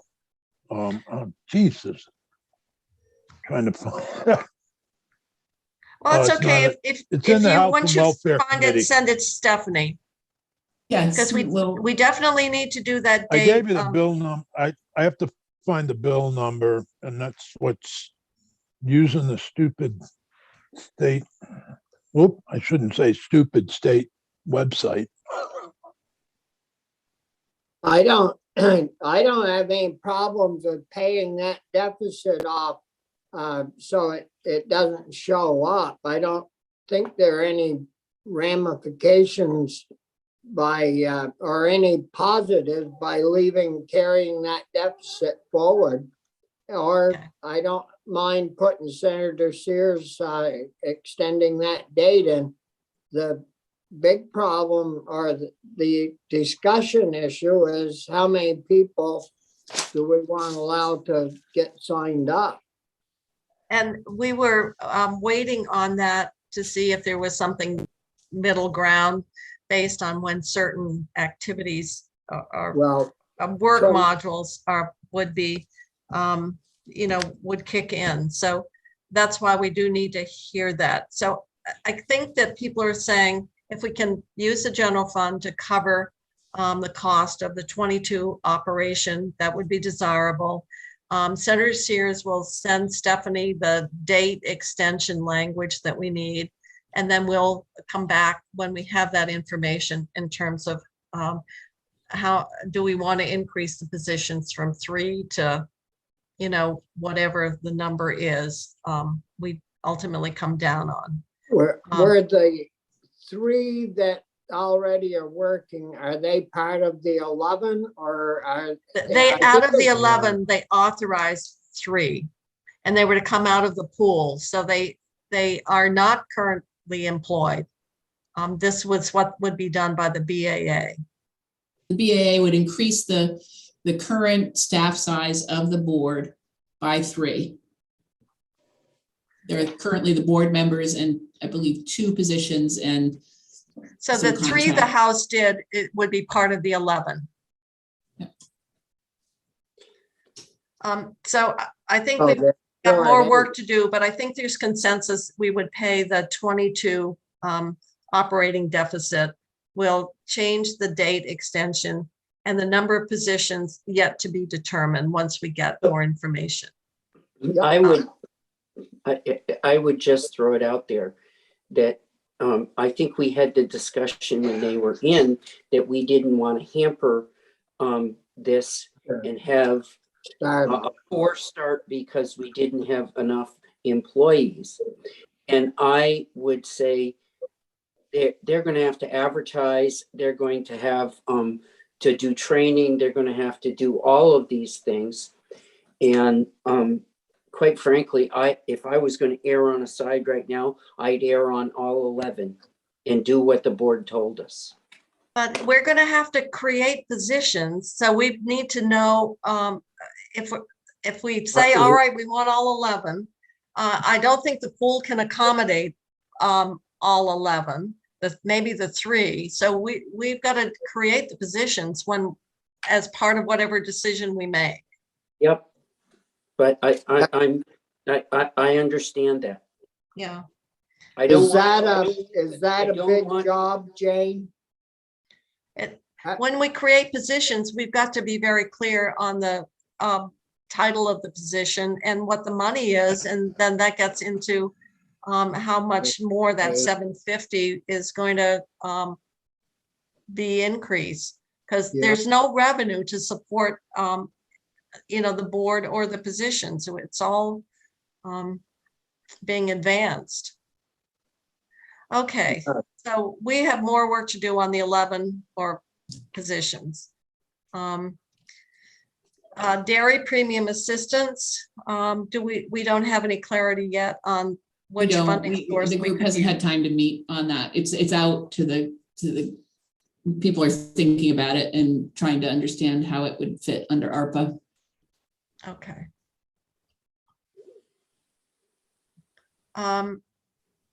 I think there was a consensus that was a part of the economy that we wanted to support, and the 2.3 that was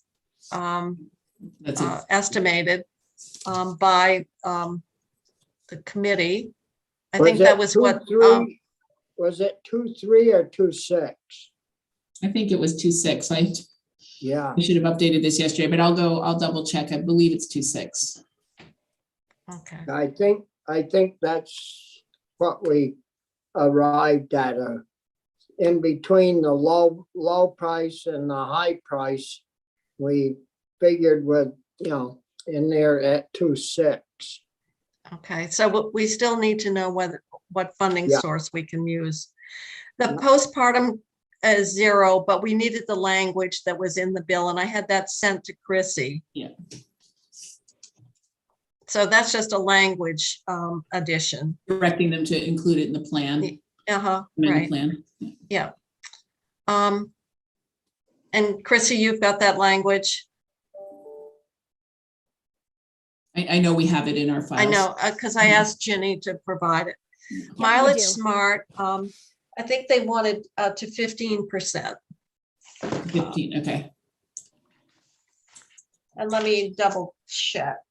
And, What was was the a math? The request? math looked like it landed at 20, but No, they said Okay. Capstone would welcome a budget adjustment in administrative costs not to exceed reimbursement from 10 to 15% of incentives issued.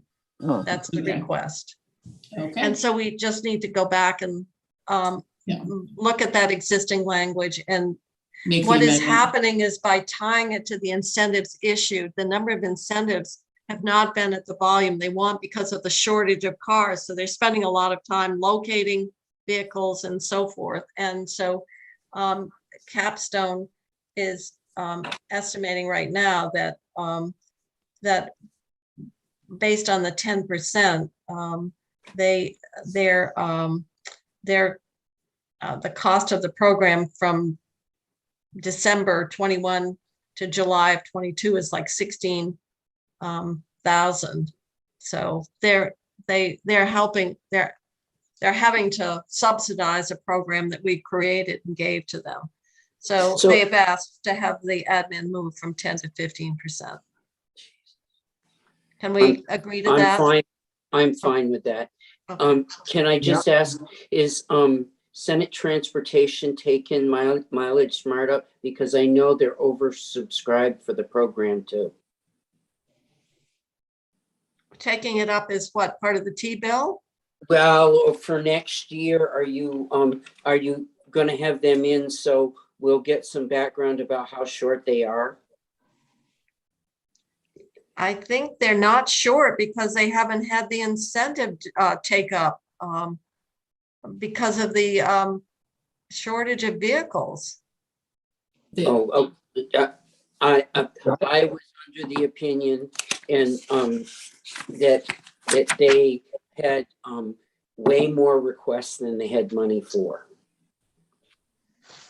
I think people I think they may have more requests, but I don't think they can find the vehicles, Rich. Okay. All right. That answers partly my question.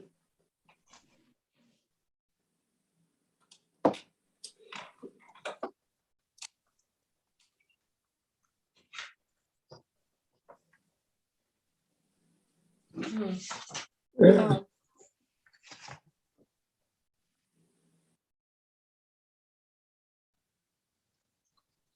And I think it was, it's all tied into the incentives issued in the 10% because the volume of incentives has been not as high as they thought. They wanted to make that adjustment. Mm-hmm. Okay, but I'll check on the funding for 23. That would probably be in the governor's proposed. Okay.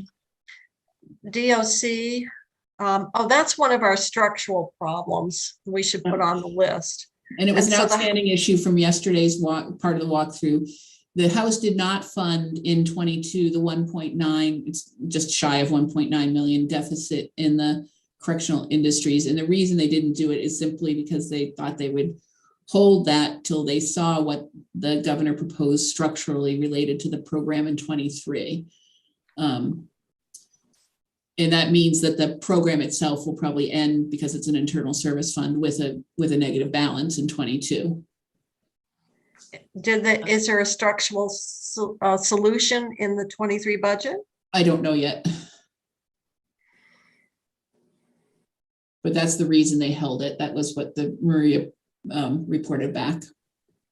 Senator Sears, do you have a thought on that? I mean, it's still a deficit, right? It's still a current year deficit projected in an internal service fund. So I don't, I don't quite understand. I mean, you can fill the deficit. I don't know if I suppose if the governor did not propose a structural solution, then keeping the deficit open keeps the pressure on that. I don't. Well, I mean, I'm sorry, I had to use the facilities. So are we talking about the Center correctional for Crime Victim industries, Service? the deficit? Oh, yeah, I don't know what they can do. I'll tell you the truth, had a million and one other things on my mind, and I didn't get to the corrections department about that, but I will write them. Well, this is this is a deficit. Obviously, the cost of the program is greater than what they're getting, for revenues from their products that they're Yeah. selling. They're probably selling them to the state of Vermont. Or the market, yeah, but except employees aren't in their offices, so they don't need the equipment. I don't know. Yeah, could be. The issue here, though, is right now, even if they made structural changes, or even if they eliminated the program in 23, you still got this deficit. Yeah, and So the question I would think is, do we want to clean up this internal deficit? I would say yes. With this time, right now, when we have all this money, we should get any little things like this deficit cleaned up so we aren't stuck with it once this money goes away. Even if we have to switch money around to get the 1.9, I mean, if we've got the money, we ought to pay the bill. Okay. Stephanie, you have from a budgetary and a fiscal perspective, getting these deficits cleaned up is just like we wanted to do for cannabis. Yeah, it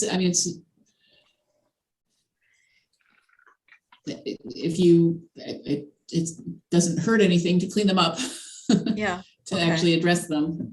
Right. That doesn't mean that they won't, open up again over time if you don't come up with a structural solve. But. All right. So right now, it's a deficit. Even if they did come up with some structural changes, it doesn't change that at all. No. So any other people want to weigh in, or should we say, look, let's clean that up?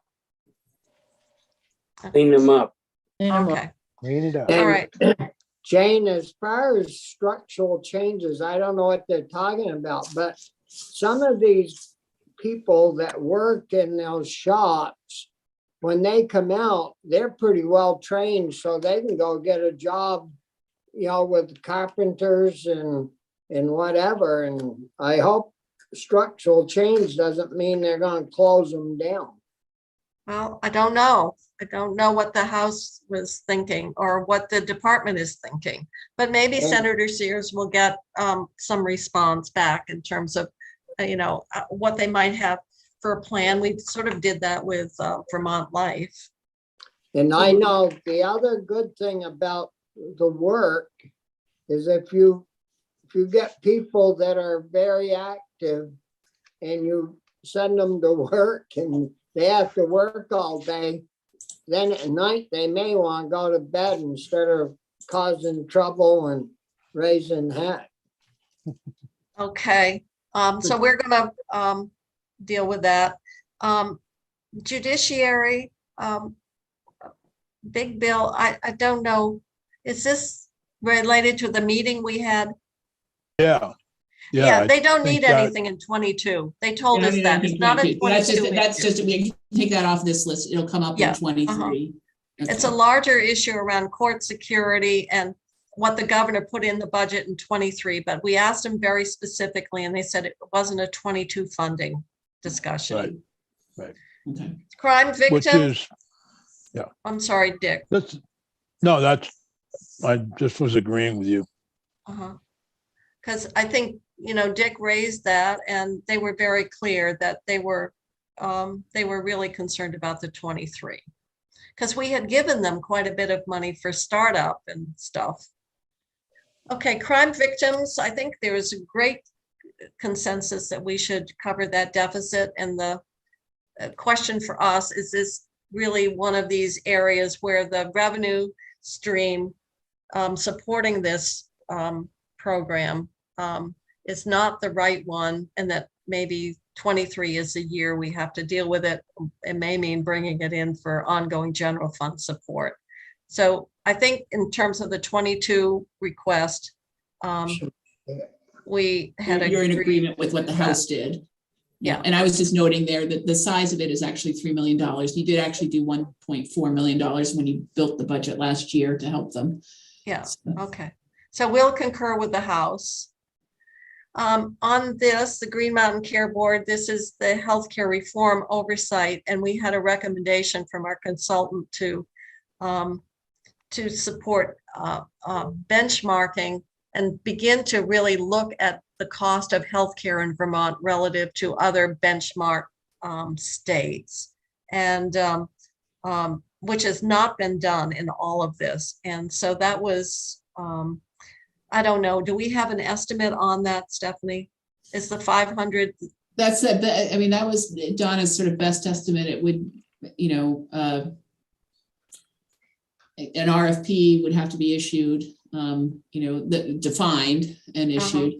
That was sort of the best as a starting point. And then it would probably have some ongoing costs, whether that would be annual or every other year to update the benchmarks. But it would probably be something in the vicinity of that, that cost to begin to establish benchmarks and have a system at the Green Mountain Care Board. So that was something that the Health Reform Oversight Committee had recommended, that we're putting that with the cost of healthcare and trying to get an understanding of what is you know, driving our healthcare costs relative to other states that might be doing it better. And so that was a request, and the chair of that committee is Representative Hooper, and I think that that there was agreement on the part of that committee that this was something that really was critical to better understand healthcare costs in Vermont, what's driving them, and getting that information so that you can begin to develop some strategies that really directly address what those cost drivers are. So I think we had felt that was, and I mentioned it to Representative Hooper, that, you know, something that we had committed to doing, to supporting in the HROC committee. And so if we do put this money in, which I would recommend, that it would not come as a surprise, as something that we're adding that was not on the House side. Okay, so we'll keep going down into the one-times here. Yeah. That gets into the moving the 20 million out of the BAA into S210. Maybe we should move S210 as soon as we can, if we could schedule some time on that so we can take care of it. Can you just go back? What happened with the National Guard scholarship? Well, I needed to go back and find that report, because there was one paragraph at the very end that said if we had the money, if we changed something, it would. And that's the only reason it's a note there over in 23, is to try and find that, so we follow up on it when we get to 23. Okay. So, and I frankly haven't had a chance to do that. so just before so the cannabis board, the 11 positions, Bryn's put together an explanation in a sheet. I suggested that she talk to Stephanie to explain the positions. So she's going to reach out to Stephanie first, either late this afternoon or tomorrow morning. Okay. All right. That's good. Now we can move into the next section. So VHIP, we could move S210. Perhaps we could do that tomorrow. Chrissy? Okay, I'm happy to get that on the calendar. What is it? Clarkson or S210 is that housing bill that I mentioned that is coming out of economic development. It's come through finance, and it's now been referred to us. And it has to do with a variety of housing issues, but it also has the policy framework for the Vermont Health Improvement Program. And the House put 20 million in the BAA with no language at all. And Josh Hanford, when he was in, was talking about, you know, the $30 million limit wanting more flexibility, also the ability to fund accessory dwelling units. And so what we would do is take the 20 million out of the BAA and put it into S210 and let the money and the policy travel together in that separate bill. Okay. So that's why I wanted to get that S210 dealt with before we wrap up the budget, so it can get moving. Okay. VHFA, we're going to agree with the House and revisit in 23. Our Senate committee took testimony on the proposal and felt that it had merit, but it really needed to have greater definition and development than was currently available. So our Senate committee concurred with the House that it's good, but it was not ready to move forward in the budget adjustment. I know it's the governor's priority, but it's a priority that needs to be, it's a new program and it really needs to be fleshed out a bit more. Okay. BEIC, that was, remember we had Dan Riley who came in and said they had the same problem with the Arpa disallowance of weatherization that got appropriated to them, which went out to Neighbor Works. And there were two pieces. One was the 5 million for the weatherization and the other was 2 million for workforce. And we were trying to get clarity on whether we needed to swap out the 2 million on workforce as well. And I guess we probably won't have that decision by the time we get the budget adjustment ready to go.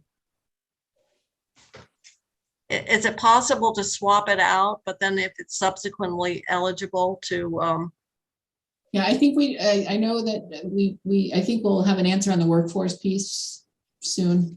okay, all right, so we can hold that out, obviously. So BEIC was in the same spot as was it VHFA? Or VHCB, the guidance didn't go their VHCB, way. I'm sorry. The guidance actually tamped down on what they thought the AMIs that they could serve were. Yeah. We've talked a lot about Retention. the retention and the healthcare stabilization. So those, Yeah, we just need to get that sorted out and meet with AHS and figure out what's the best way to articulate. I would not recommend going less than the 60 million, but I think we need to understand exactly how it works, the Medicaid, and also making sure that we've got all the provider groups. So that's work still to be done. New Haven Railroad.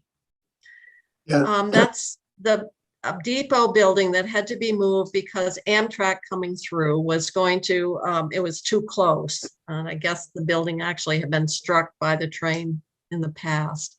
Yeah. Yeah. And we did have 450,000, and the cost is actually coming in 200,000 higher to move it. It's like stranded cost. I'm not sure that the town, the request is coming in from the town. AOT acknowledges the cost was more than estimated, but they don't want T-fund money to be used. I did get an email that would suggest historic preservation could find another 50,000, which means that we would have a balance of 150. Who is going to look for the 50, Jane? Historic preservation. You know, Gus may be able to have one of those grant writers that READY program that's supposed to be helping small communities do Yeah, but this grants. is- He well- might be able to help fund, get some money for New Haven to help fund that if it's a community thing. But wouldn't that take a while, Bob? Yeah, Well, the station has already been moved. It's got to be, this is for work that's already been done, Bobby. oh golly, there. I don't think they, because they had to go in and they had to stabilize. When you move a brick building, they had to go in and I guess put stabilization interior, and there was additional cost. And it's kind of a mystery to me. We want to preserve the building, but it wasn't clear if the cost exceeded the 450, where that cost would default to, and if the default is onto the town of New Haven. New Haven is like saying, we need some help here. I have no problem. So- I have no problem helping them. But that they had that on TV a week or so ago, and I mean, they had all the windows framed up, you know, and oh no, it was a big deal. Is So- the town office is moving into it? Is that what's going on? I think ultimately that's the plan, but of course, there's no plumbing in it, there's no electric, so to even retrofit it for the town use is gonna cost money, and then they'd have to maintain it. So this is, I think, I sort of feel like we've got 2/3 of this journey. We might as Yeah. well finish it up and fund the cost of the move and preserve a historic building. I don't have. I don't any disagree problem. with that. Where'd the 450 come from? Was that transportation money? I don't know if it was T-fund money or did we swap out some money? We did some swapping on that at the very end, and I don't remember the specifics of it. Do you, Stephanie? I don't, but we can find out. We'll Okay. I just, I'll write it down for you. I'm just wondering, has this all been done with general fund instead of T-fund? What? I don't know. I don't know, but we don't have any surplus T-fund, if you know. No, I didn't think we did, but, it is a shared expense and, we need to do it now. Yeah, Yeah, I don't have a problem with donating a little more money. I mean, like you said, we're 2/3 of the way there. We're gonna quit now. and I don't really feel good about saddling a little town with this cost. Oh, no. So, so I do, we will confirm that historic preservation will commit an additional 50,000 and so that we meet the full cost of the move. Who was that representative that used to represent New Haven? He was on the finance, the Ways and Means Committee in Act 60 and very active. What was his name? Was he the one with the bank, the banker? No. He was over in the house. What was his name, Bobby? You remember him? He was Frieden, not Frieden. Frieden, right? Yeah. Maybe we should name it after him if we give. John Frieden? Yes. John Frieden, yeah. Yeah, John was over on the house side. He was a good guy. Yeah, I know. Yeah. Bobby, why don't you go hand him the check? No, somebody must be closer than me. Well, I did, after we had an update in transportation, and I asked the question about the cost of the move and whatever, and that was when it was revealed. The Agency of Transportation did not recommend additional funding, but shortly afterwards, I started getting emails from the regional planning and the select board, et cetera, saying, please help fund this. So I'm kind of smiling because the agency didn't recommend funding once they moved it away from train stations. they didn't. That's a very small little. Solve their problem. I know. So I think we'll just confirm that there is the commitment of the 50,000 from historic preservation.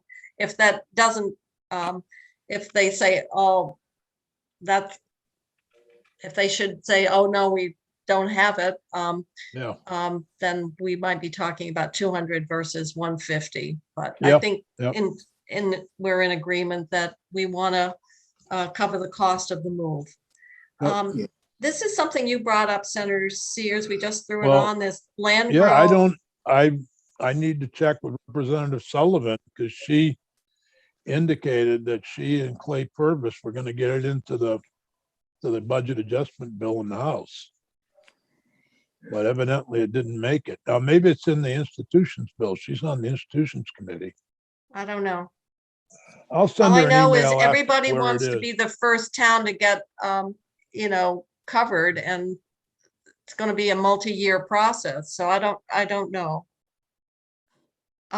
Obviously, the House didn't include it, whatever it was, but it becomes Yep. very difficult to select out a couple of communities and give them something that other communities are, I don't know, based on the CUD's prioritization. Well, let might me not get. check with Representative Sullivan to find out why it wasn't in the House bill. Okay. CTEs, we're gonna, Stephanie's gonna go over to education, and so we've got those. The other 300,000, what is that, Stephanie? Is that the equipment money that hasn't been spent? The CTEs. So that was a question that was raised. Somebody had mentioned a $300,000 CTE item, and the only thing I can think of is that the state college pilot piece was related to associate degree programs at CTEs. But I don't. No, This was an open-ended question. I've had quite a bit of back and forth with Representative Marcotte because there was money for equipment for CTEs, and it hasn't gone out. It was in the bill, I think. And the correspondence from AOE was, that they were doing other things. And then there was the fact that money to CTEs for equipment had gone through DOL in the past. And reference was made that the money wasn't fully subscribed and had gone unspent. And so we did get confirmation from Department of Labor that in spite of their efforts to make the application simple, the CTEs didn't apply for the money. And so it's something that we're trying to sort out, whether they need help to apply, whatever. But that's what I'm wondering if is being referenced here. Okay, it was a comment in one of the conversations that wasn't clear, and so I just made it a note here so it wouldn't get forgotten.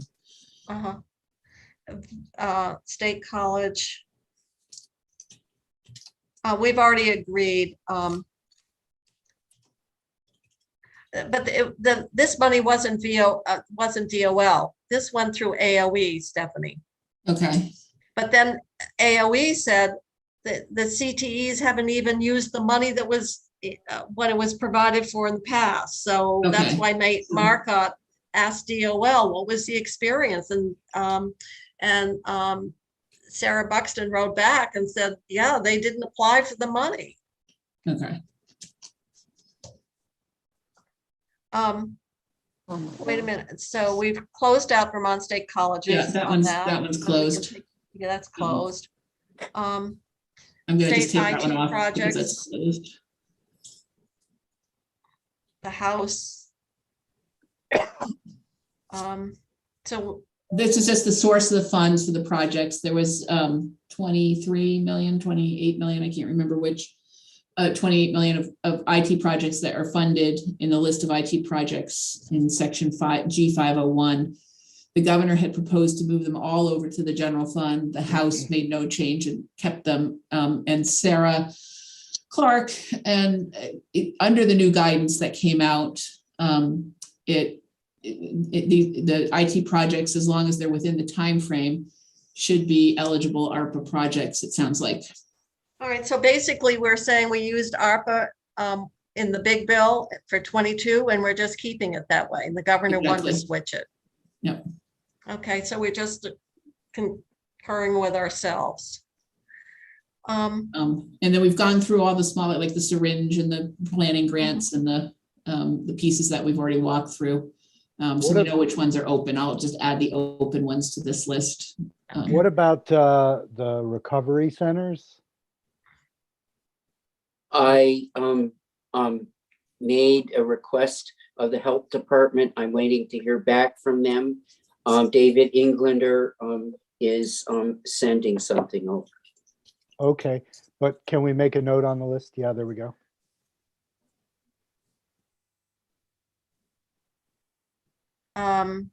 Yeah. Are there other money one-time items that weren't covered in the walkthrough or like the recovery centers that folks are aware of? Sorry, Stephanie. No, I was just wondering if there were other one-time items that aren't on the list that we've gone through so far, or, you know, we've touched on everything that's actually in the bill, either from the governor or from the House. I'm just wondering. Didn't the House put in money specifically to recovery centers?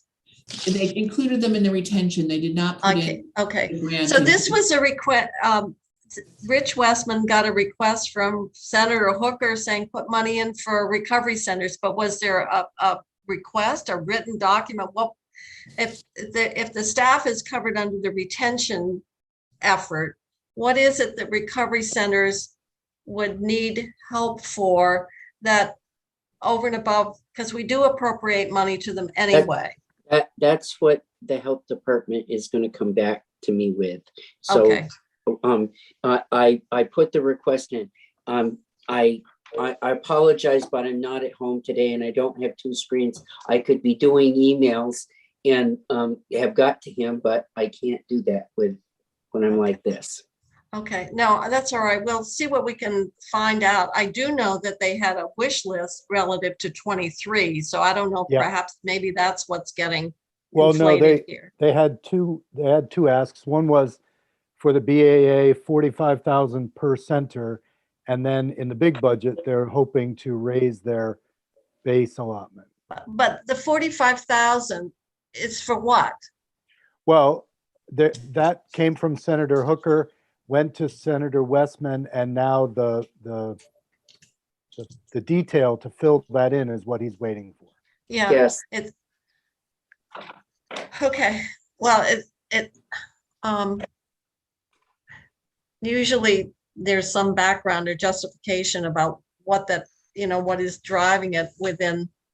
We have sometimes done money for recovery centers for, I don't know, for other things. So I didn't know whether, and I did get an email from the, as I said, the Peter Mallory's replacement in terms of their wish list. And so I sent that on to the committee. I think it's on our website, so we could take a look at that too. Also, the language around benefits, Stephanie, I don't want to lose that. In other words, if we're putting out these retention, although grants usually aren't impacted, but to make sure that to the extent possible, they don't have an adverse impact on their benefits for public benefits. And you thought that might need to be. We had similar language in the hazard pay, Right. We know it'll probably affect SNAP because it's it could affect SNAP if it's not, more than a 1 or 2 time item. It probably can be disregarded on the Medicaid side. Yeah. It might impact childcare.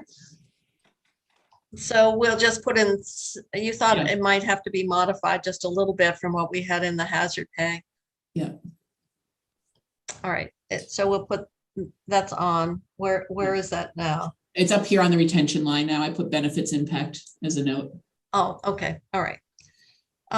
Tenancy exemption, we've got to have that has to do with if we use ERAP, do we have the same carve out as we do for general assistance, that if that money is used for motel rooms. It doesn't create a landlord-tenant relationship. That's still yet to be determined.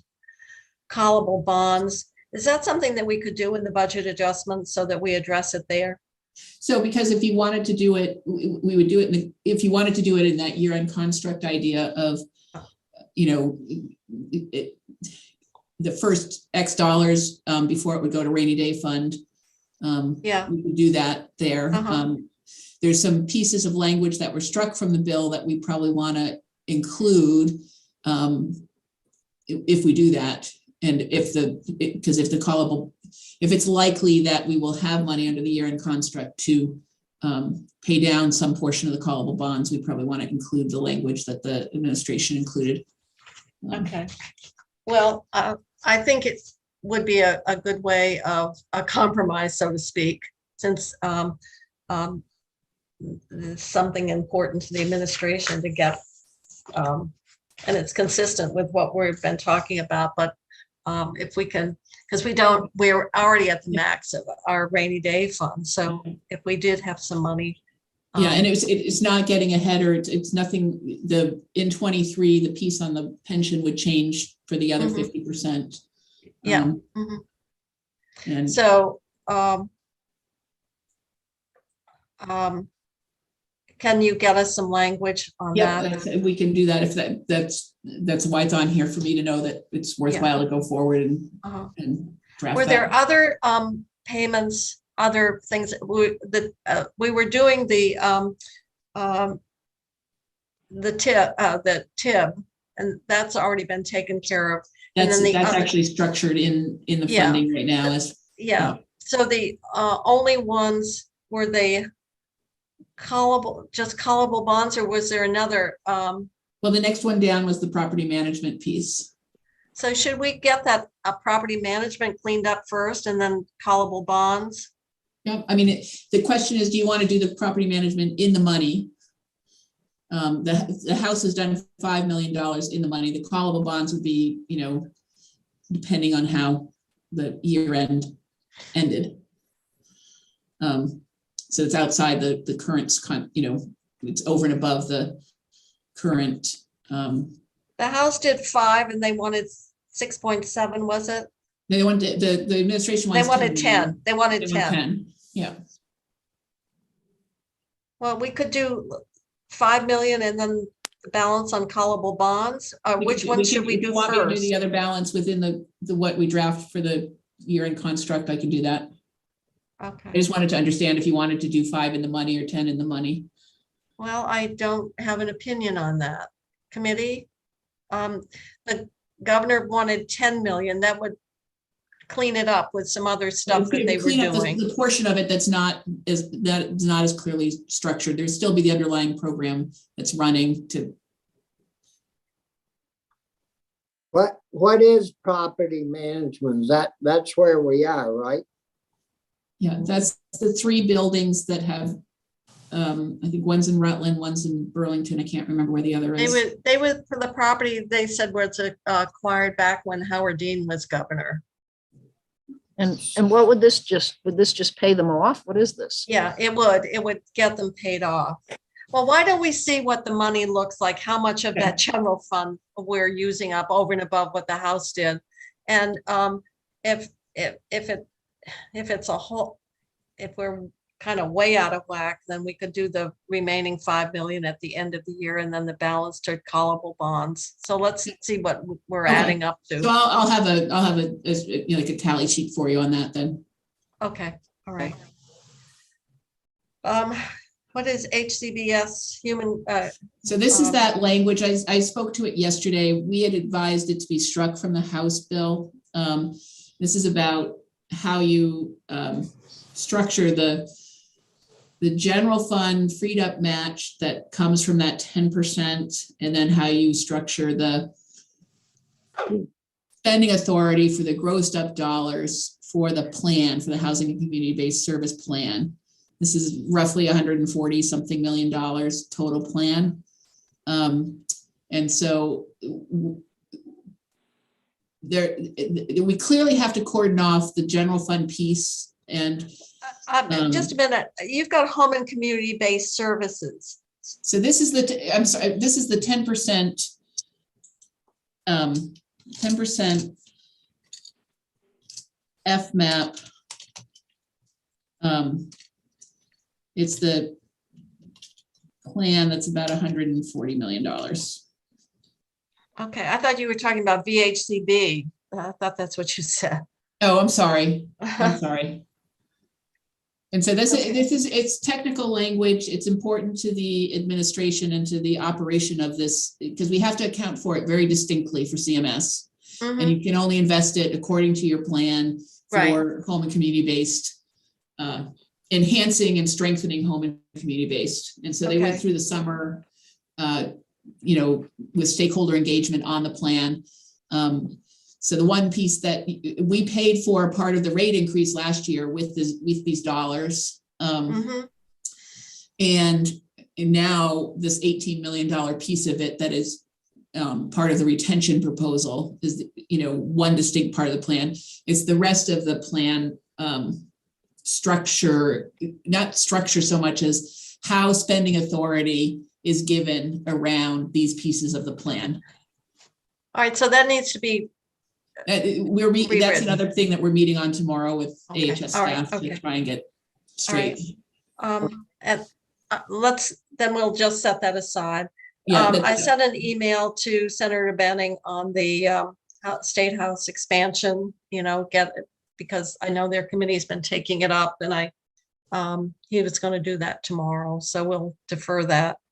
And then the other is just finding out just information about what the eligibility parameters are around of the wastewater and failed or nearly failing.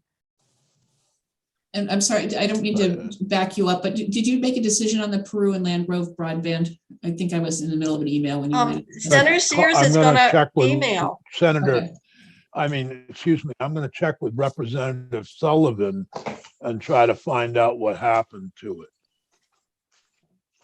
So I'm gonna ask her if we've been searching for it in the Budget Adjustment Act and can't find it. Yeah. Or maybe this isn't the vehicle that gets addressed. Yeah, I'm gonna just, Okay. so, Follow up. I think, So, I think I heard, anything else? Dick, I think I heard Kathleen James was working on that also. well, One of the, I think It this may could be a be, but- problem if everybody's saying, well, I have a town that wants to be put ahead of the line and give them well, I'm additional sure they funding. do. I'm sure they, It's like the deli menu. yes. look, to be totally honest with everybody here, I'm just trying to look out for the district and make sure that I cover my representative who is trying to do something for the less fortunate up in Land Grove. And So less for, We do understand what you're doing, Senator Sears, and so Okay. we will await further information. before we close it out, let's check and find out what happened. yeah. All right, okay. Is is Land Grove in Massachusetts, Senator? No, it's right at the heart of the Green Mountains, Bobby. And Is that a poor town? Yes, you have to go, it's very poor. You have to actually go to a small side road to find any cell service. I think they have the highest Let alone tax value. They broadband. did have the highest tax values, property tax values in the state, I think, at one point. Oh, They may have, yes. I'm just looking at That the doesn't clock. sound poor. And it's 4:15 and I have not had a break since 8 o'clock this morning. I have had no lunch. I've had a meeting over lunch and I'm about at the end of what I can do today. If we're at the end of this form, I want you to take a look. If you're aware of anything that we might have, you may have had directed to you, that Stephanie and I haven't captured here in our list that we have made, please let us know. And anybody who's listening, I'm sure will let us know. With that, I am going to suggest that we've got more work to do. We've closed out a lot of sections today. And I think it probably is time to adjourn. Maybe I could at least get a cracker. I don't even have any food. I'm over in my son's house. So I can't even. He don't stock. I'm- he we're gonna don't go off- stock any food.